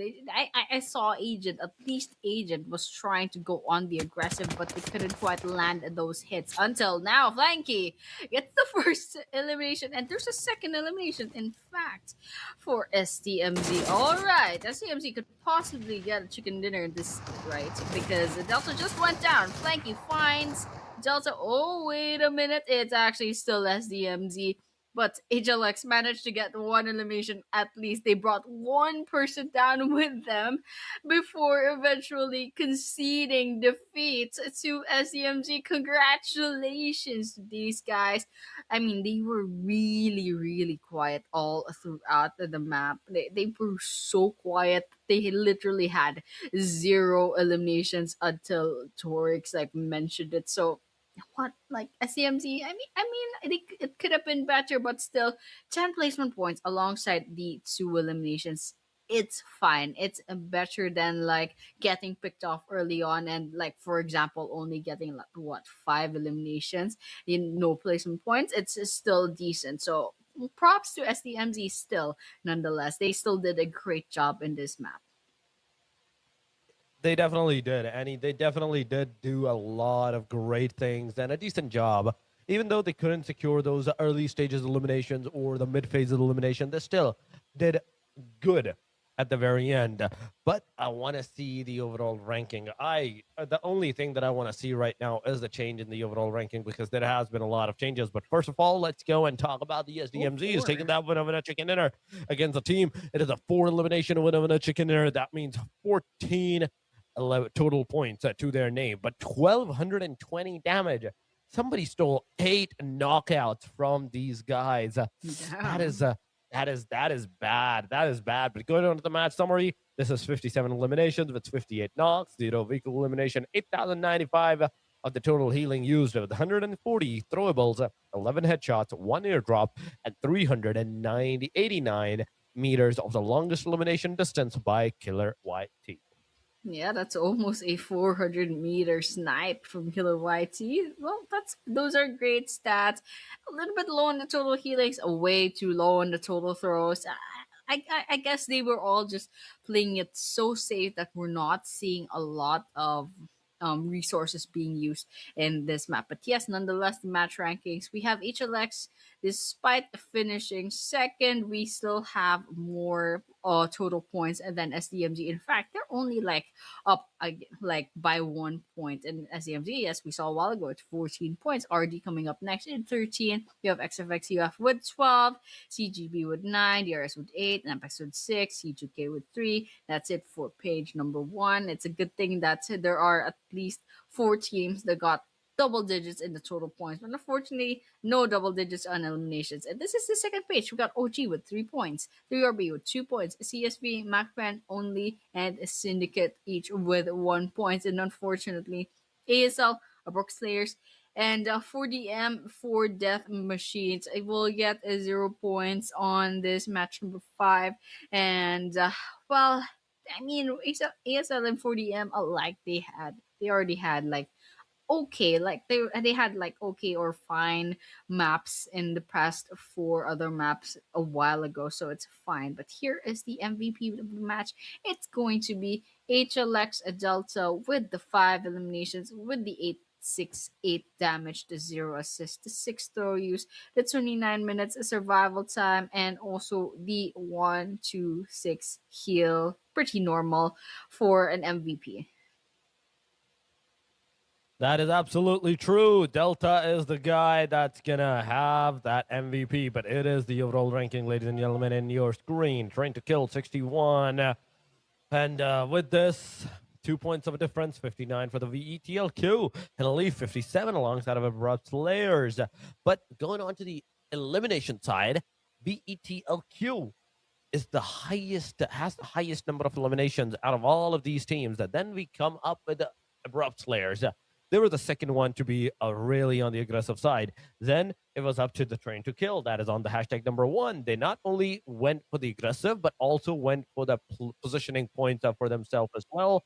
And because of that, they're still on the hashtag number 1, ladies and gentlemen. Match number 5 is done, Andy. Match number 5 is done and dusted. We're almost down to our last match of the day. That is going to be the second meta mod. And after that is done, it is going to be all over. But before heading over to our last match of the day, we're going to go for a very short break. Do not go anywhere, ladies and gentlemen. Stay with us. We'll be right back.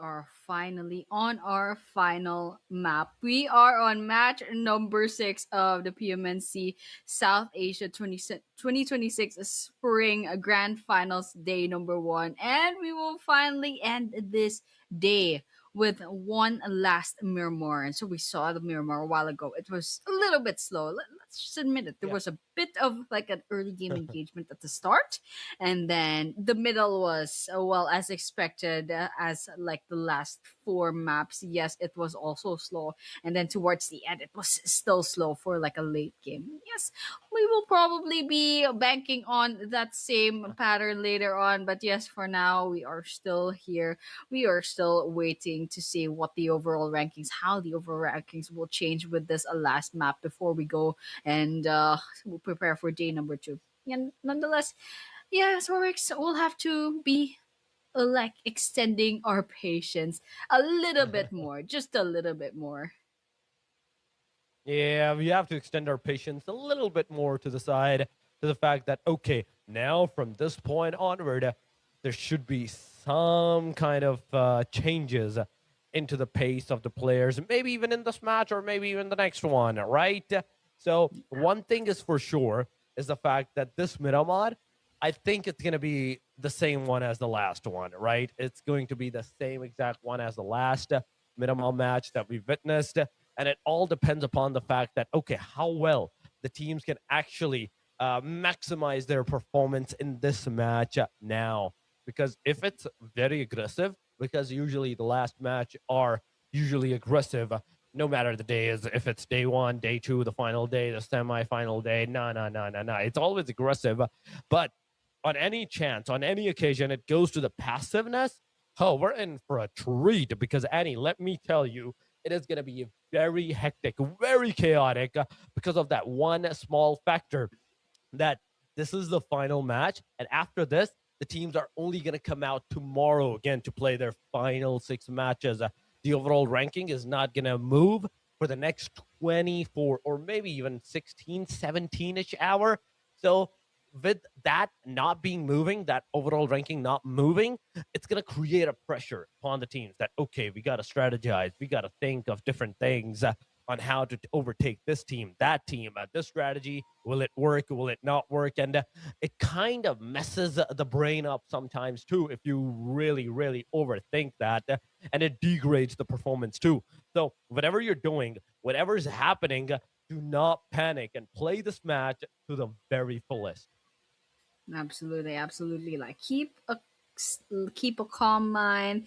Just basically use the time between streams to maybe VOD review. Just watch out for like how the other team plays, because everything's available on stream, and you have like how many hours to study your opponents, and you have a lot of hours to re-strategize, regroup, and tell your team what part of our strategies are working, what part of the strategies aren't working, and so they can like bounce back after that. Like if ever something goes wrong, if ever they want to change something, then they could talk about that on in the lull between the 2 days of the grand finals. But yes, nonetheless, the final Miramar map for our day number 1 of the grand finals will be starting off, and that flight path will be starting in Minas del Sur, going all the way to a little bit towards the east of La Cabrera. And with this flight path, you can actually see there are several spots that I really like to land in. And there's El Pozo nearby, there's Pecado, there's maybe Power Grid if people want to go there. There's Hacienda del Potron, definitely. And for everything else, yes, there's Chumacera, and you can actually see HLX and ASL going to the vicinity of Chumacera, and I can already see some guns going about Syndicate versus HLX, I believe, between these two teams, and it's gonna be a repeat, a little bit of a repeat from the previous game. I can see a grenade cooking up. Where did they find a grenade this early on to the game? So even like 2 minutes into the game, we're already seeing things happening. And okay, Cloud does get one on the side of HLX. That circle is gonna close in towards the southeastern part. There's a bit of water inside of that circle, so that just complicates things. But speaking of complicating things, Trix GRG already eliminated off like less than 2 minutes into the game. It's just unfortunate that once again Syndicate and HLX landed in the same area. Mad gets finished off. That's a trade-off, 1-for-1 between the two teams. HLX and Syndicate alike will be walking around this map from now on with only a three-man squad. And now, once again, Ajaya is just trying to clock in. There's also Eddie nearby, and they don't want to move. This is the disadvantage of having an early game engagement. You don't have great guns as of this moment. You have to work with what you have.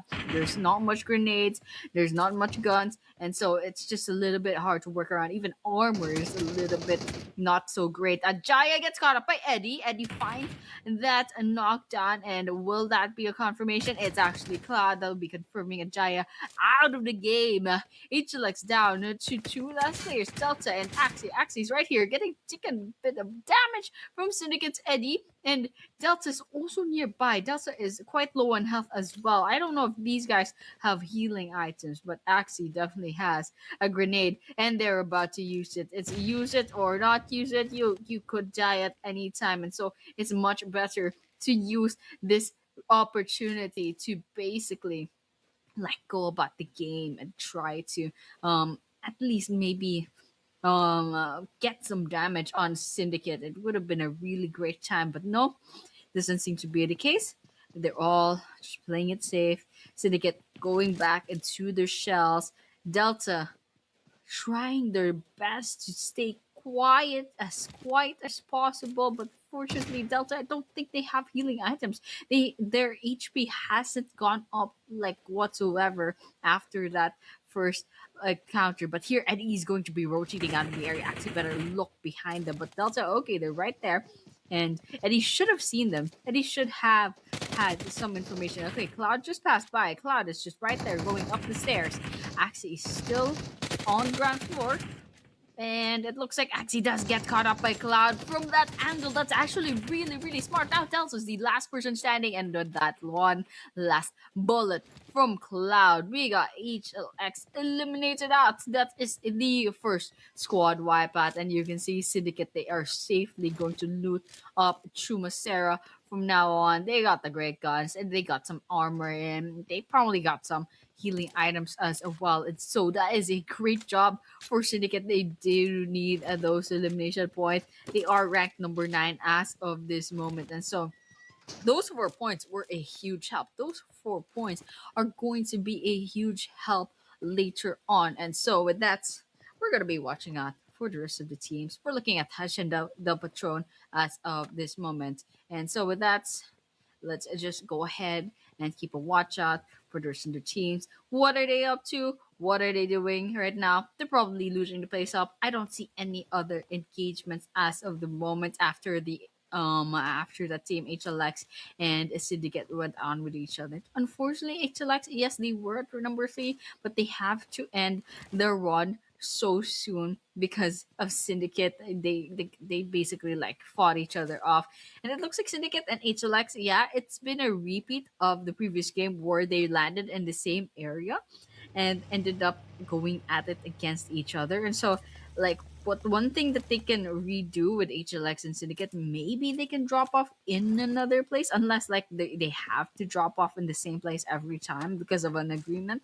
But yeah, HLX and Syndicate, they have to pretty much get those early game engagements with each other one after the other. So that's just something that's will be a slight disadvantage on the Miramars. But nonetheless, yep, it looks like a lot of teams are still outside of the circle. In fact, I can see 4 death machines.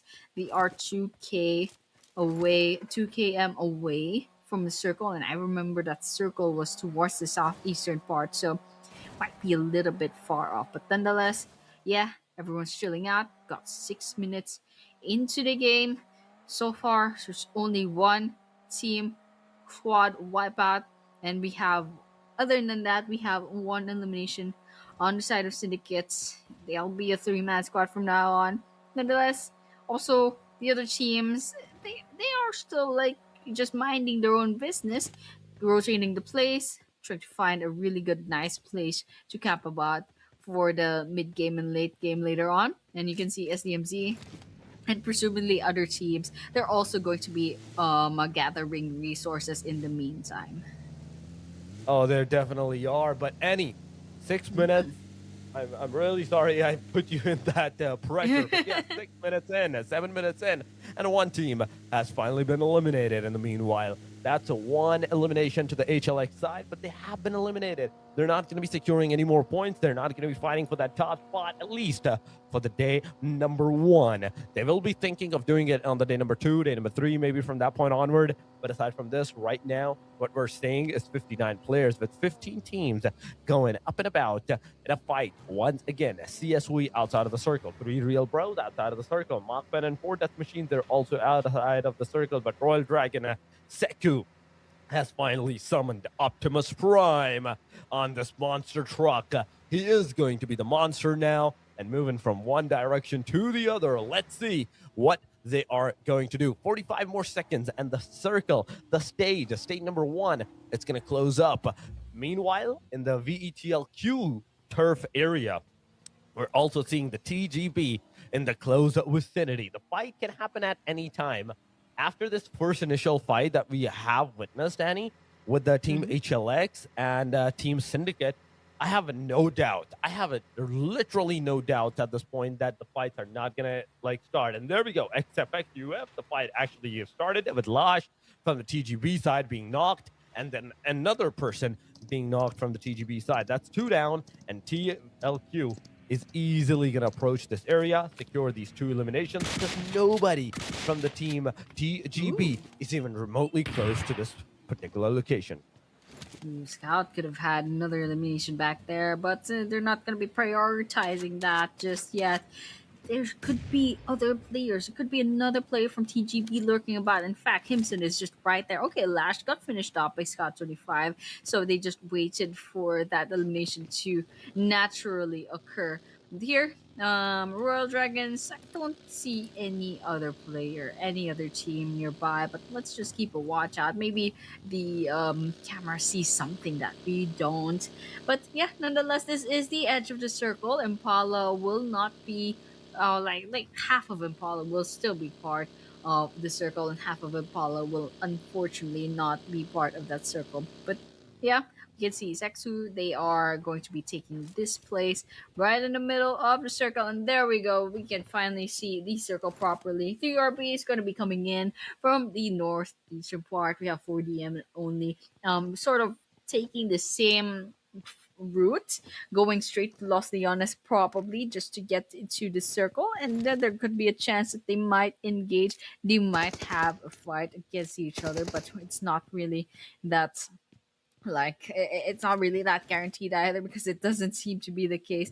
I don't see anything popping up on the field. Never mind, we got ASL and T2K. However, Chari does find the grenade knockdown up against that team. The question is, will that turn into an elimination for the side of T2K, or will that just be a lucky shot?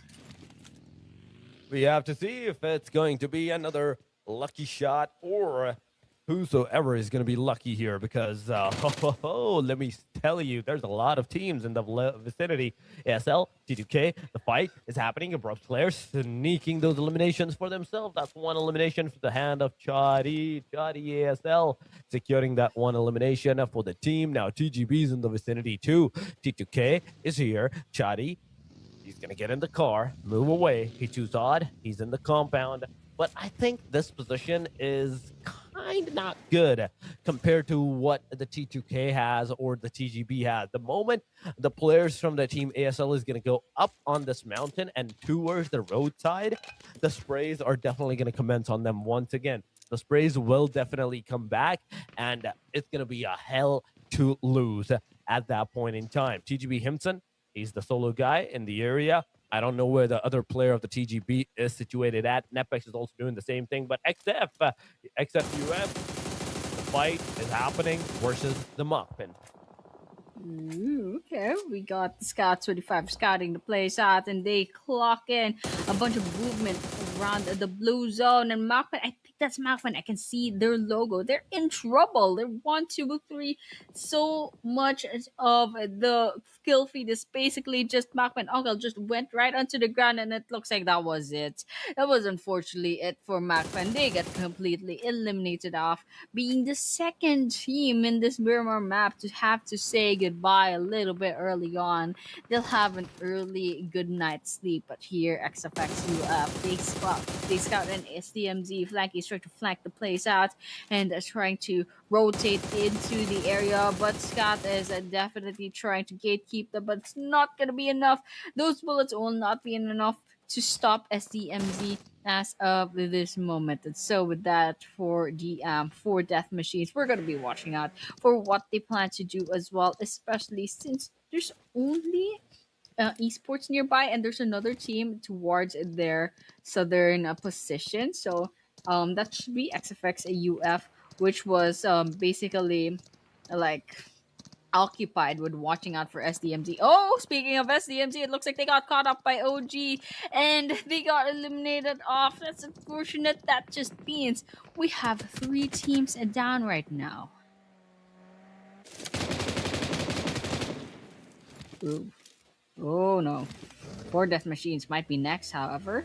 With how they're getting eaten up by the play zone as of this moment. XFX UF is nearby. They're getting shot at. Where is that coming from? Where is all that damage coming from? This is a stage 3 circle. So they might. It This is is. not gonna be a place that you want to be in. This blue zone is hurting a lot. It's definitely gonna hurt. That is for sure. State number 3. It's no joke. State number 3 is definitely gonna do a lot of damage. Then we have 4 death machines. AG, come on, healing, using the There. med kit right now. But finally, with the 13 minutes marker, 56 more seconds before the stage 3 closed, and the damage intensify once again for the teams. But there we go. CS Wajra versus only Kyo is the guy that is knocked out. Scout 25 looting, and oh my god, wait a minute. We LTL2, ETL2. What is going on? Scout 25. Annie? He's the only guy with the 5 elimination. The rest of the team does not even have a single elimination to their cell, but for Death Machine Joker, he is a Death Machine, throwing that grenade precisely upon the player, taking down one, finishing him up. A success. It's unsuccessful in surviving from this area. Joker now going prone, and the grenades, the sprays, the retaliation is definitely going to come back. Joker is here, but from the backside, Precious, a third party commences. Joker once again, a grenade in hand, throwing it up. I think it will connect. The answer is no. The player's still alive. The player did not connect. And nothing is going to happen right now as 4 death machines enter and finishes everything in their surrounding, but not knowing if there's a guy in the smoke, there's a guy in the back. He knocks and finishes one of the 4 death machines, a player. And right with this, Peak comes around and eliminates Slim Shady out of the equation. The real Slim Shady couldn't stand up anymore, and now we're down to 12 teams. And so with that, well, we're still watching out for the rest of the teams that are still in the game. In fact, Aladdin, as of this moment, they got Syndicate, and they can't quite get the angle that they need. But for DM, however, they peaked a little bit too far, too close to the sun, and now they are literally in 1 HP. And Joker is nearby. Joker could basically save them, and looks like the healing did its job. The healing gave another chance to that team, but Panda is gonna be embarking on the car. Scout got the lion's share of the eliminations on this team. Okay, Panda right out to the ground. Eddie, however, right out in the open, getting gunned down, but Aladdin will be prioritizing on saving Panda, especially with that blue zone looming about. Eddie is putting so much pressure on gatekeeping. XFX UF, there's a grenade that's flowing about. It looks like XFX UF should get away, and looks like Aladdin gets picked off, and that just means XFX UF gets eliminated up, but it's not over just yet. Joker from 40M took a lot of damage, but still managed to get away with a sliver of their life, and he's still once again really going on a roll as of this moment, really doing a great job picking off, gatekeeping both for the M and also the other team XFX UF. And so with that, Syndicate, they got a lot of eliminations, but the karma goes right behind 360 against Syndicate Eddie, and Eddie goes right into the ground. But no matter, Syndicate is still they still have the chance to revive Eddie. But I don't know if it's a good spot to be in. But Ayo over here, they spot Adi, and it looks like Ayo will be the last active player standing. In fact, there will be last Oh, person come on. standing. Oh, Come that's a nice on. hit. What was that? But now there's other players from OG as well Nice. lurking about, and they cannot quite have the luxury of finishing off Adi. And so with that, let's see where this grenade is gonna hit. You know, inside, my reaction was the same as this guy's name. Hey, yo, that is a Oh. very decent grenade right there. And getting a knockdown is really good. It gave him enough time to, I think, disengage from the fight, go into the safe side, but he has nowhere else to go. He goes a little bit more further into the backside. He's going to be spotted by the 4 death machines, and 4 death machines, I don't know if they're going to let him live from this point onward or not, but he's going to go back. He's not only just going to go back, he's going to stay in the safe side. And inside of a compartment. Okay, this is good. This is nice. This is amazing and decent. Why? Because now he has a really good chance of surviving once again for a tad bit long bit of time. As it's only top 11, there's still going to be three unfortunate teams that will not get a single placement point for themselves. And because of that, it's going to be a really disastrous situation for them. But there we go. Circle is about to take a shift. Please take the ferry pier side. Please take the Puerto Paraíso side. In fact, that nope. I kind of wanted it to go to the ferry areas, the very corner of the eastern angles, but nah. The circle was like, nope, I'm going to go north. And I think even the north is kind of deadly right now. Why? Because it's open area. It's hilly terrains. It's those rough terrains where your car can even get like stuck at one point in time if you're not careful. And if it does, oh, let me tell you, you're in for a treat of a long walking distance. Oh yeah, definitely the treat that is not so much of a treat as it is a consequence or a punishment whatsoever. So yeah, that was it. That's where the circle's gonna be. It's not gonna be where the buildings are. There are some sheds and there are some trees and maybe sparsely a bit of foliage, a bit of grass. But other than that, I think it's just a hard place to be. And you can see abrupt slayers. They're holding on to the pier. They're holding on to those buildings. But here it looks like peak will not be seeing their peak anymore. They'll be going right onto the ground, and domain will be taking them to their domain and getting that elimination point to themselves. That's 2 elimination points on Nepex right now. And no, there's ES Vajra towards the northeastern position. And let's see if Precious will try to take this fight for themselves, because as of this moment they have some information, but it's just way too out in the open. It's not very safe to take these fights and risk giving away your location. Okay, Precious attempts to connect his bullets. It's not going to be enough, however. Team OG still right here. Adi.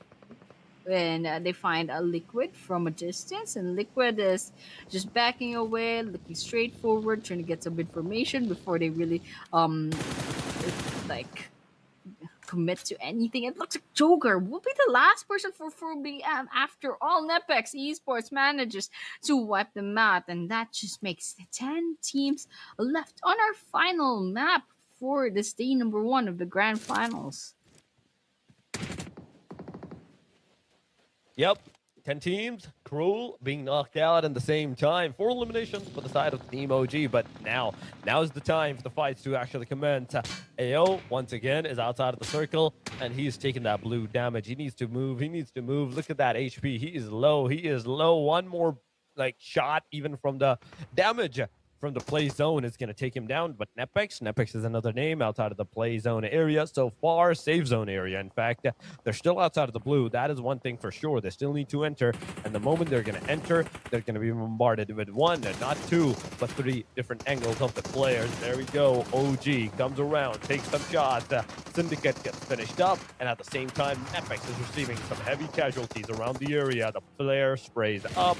DRS comes around from a different proximity and takes down Nepex with them from 11 all the way down 8 in a single split second. This is the way to go. This is the situation that the teams have put themselves into right now. But 22 minutes, 21 minutes, and we're in the 22nd minute marker, Annie, and 27 players are remaining into the game. Yeah, it's still a long way to go. Quite a long way to go. In fact, 8 teams is way too many for 21 minutes into the game. But we already expected this. We already saw the pattern in the previous maps, and so we're gonna be expecting that from this map onward, from the previous maps, and also in the future maps, other than maybe the last or the last 2 maps or something, it's going to be this pace. It's going to be this pace, and we're not even going to be surprised anymore. We just need to get so much patience, a lot of patience, and wait out for maybe minute 28 or something. But here, nonetheless, the real bros, they're going right onto the ground. It looks like TMG8 clocked someone in, and they're trying to get some bullets to connect, but I don't see anything popping up in the kill feed. Royal Dragons nearby. Suba shows their heads. TMG8 couldn't quite get that bullet in and shoot the area, and so it's just a lot of taps that won't be finding any bodies, any heads, any legs, not even any torsos, nothing. And so that's, well, I guess they'll be out to trying to scout the place out once again. We still have 26 players, and it looks like ASL, they're going to be disembarking from this area. Himson should be, let me check the leaderboards real quick. So, like, there should be 2 people from TGB, and there's another player right outside the building dealing with Team OG and Bahon. It looks like Bahon will be going right onto the ground. There was a bolt of action really quickly. Himson throwing the grenade. Let's see if it hits. Oh, gives away their location. It's going to be 2 versus 1. Himson goes right onto the ground just like that. It was kind of unfortunate. I mean, you gave away your location throwing that grenade, but that was like an all or nothing deal. And unfortunately, it went all the way to the nothing part. But nonetheless, yes, there's still one more player on their side. TGB as a solo player from now on, alongside TSV is also solo player. But nonetheless, we're going to be watching out for the rest of the teams, especially the teams that still have a chance to get the winner chicken dinner. 7 teams, and he's still 7 teams. Okay. I'm not gonna say 7 anymore. It's 6 now. From 7, we go down to 6. Yeah, 6-7. It is.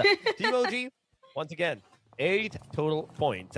Close to the vicinity is going to be maybe another team. That is DRS, but DRS has a more intense action waiting out for them with the 3 real bros being around the area, being around the proximity. Real bros on the low side. The fight is happening. DRS Killer YT, beautiful shots, man. Beautiful shots. Even the 3 real bros, the way that they were shooting at first at the side of Killer YT, they couldn't succeed on getting those damage done. And Killer YT just instantly came out of the car, initiated the contact, and finished him off right there and then. We're down to the top 6, ladies and gentlemen. 24 minutes into the game. 3 real bros about to be eliminated as the final guy, is at the front lines. He gets finished off, and 3 real bros out of the game alongside of the DRS2. The moment DRS is going to take down 3 real bros, Artie is going to take down DRS. That's back and forth. Those elimination happening around the premises. So we're down to the top 4, ladies and gentlemen. Now it's the top 4. Nice. Artie, OG, ASL, and T2K. T2K Ouch. taking down ASL's player as one player, Jane, is knocked out. But one thing I have to give it to ASL is the fact that no matter what the map is, no matter what scenario it is, they have been continuing with like all the 4 players remaining till the very end. They have been surviving with all the 4 players till the very end, at least for the top 3. Then they start to lose the players if they're surviving. But aside from all of this, RD, they just initiated the contact and just took down another one of the team. We're officially down to the top 3. It's a 3-way deadlock. 3 versus the 4 versus 4.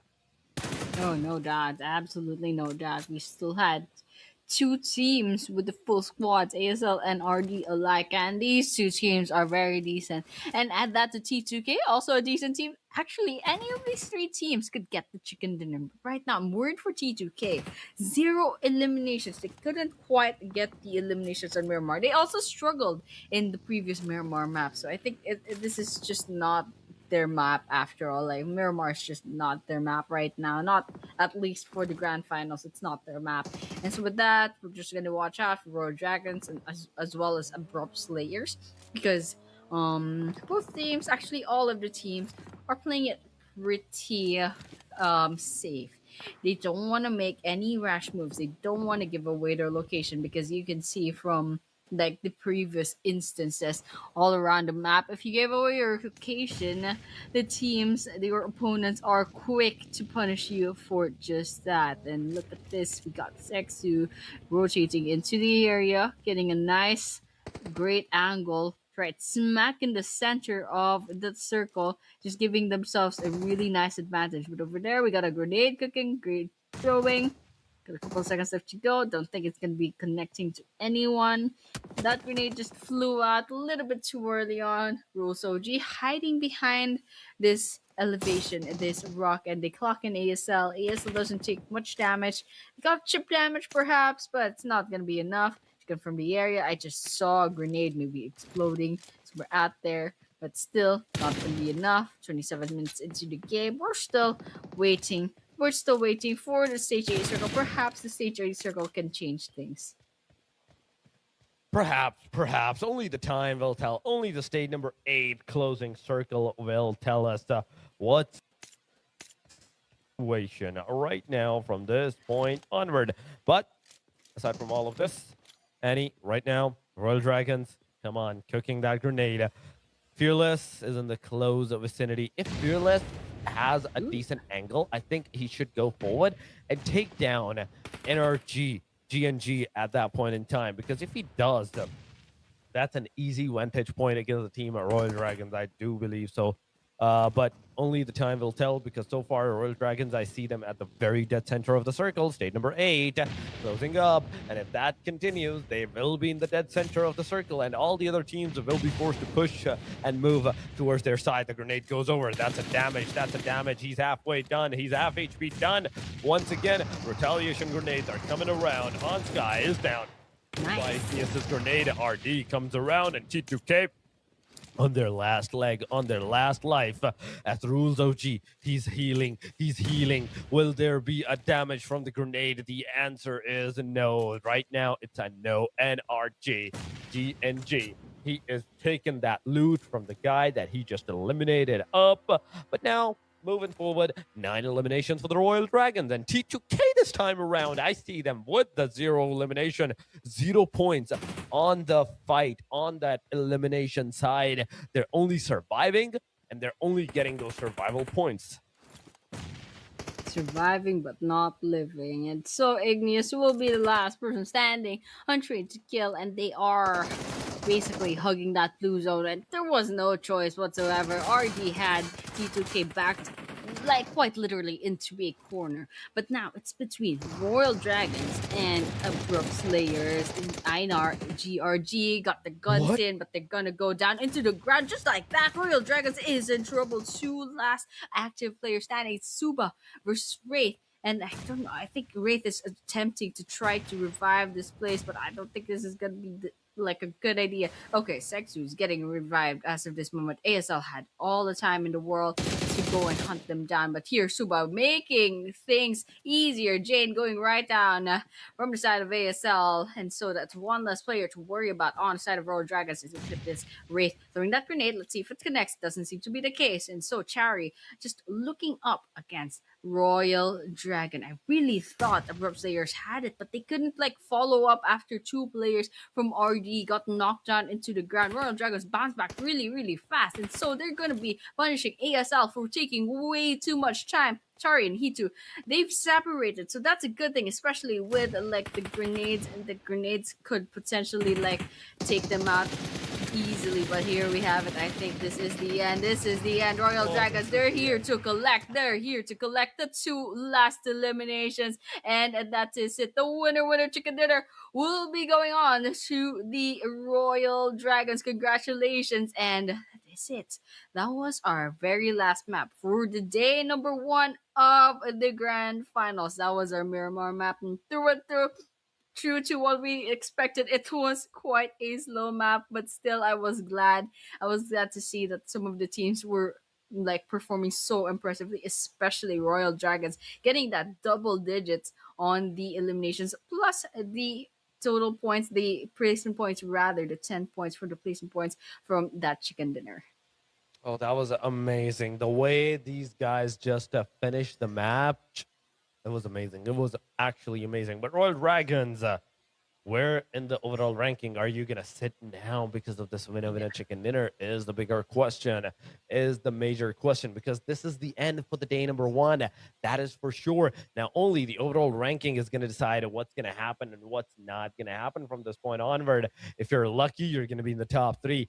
And top three, they're gonna be qualifying for the PMGO regional, South Asia regionals. And you don't want to miss that out. You don't want to miss that out. You don't want to miss the bragging rights of being the champion or the runner up or the second runner up for the PMNC South Asia Spring, ladies and gentlemen. This was the final match of the day number one. Only one more day to go, six more matches to be held up. But before we can talk about that and we can end the day, let's talk about the final rankings. Starting with the WWCD, Royal Dragons, 14 eliminations, 24 total points, 2,043 damage done by these guys.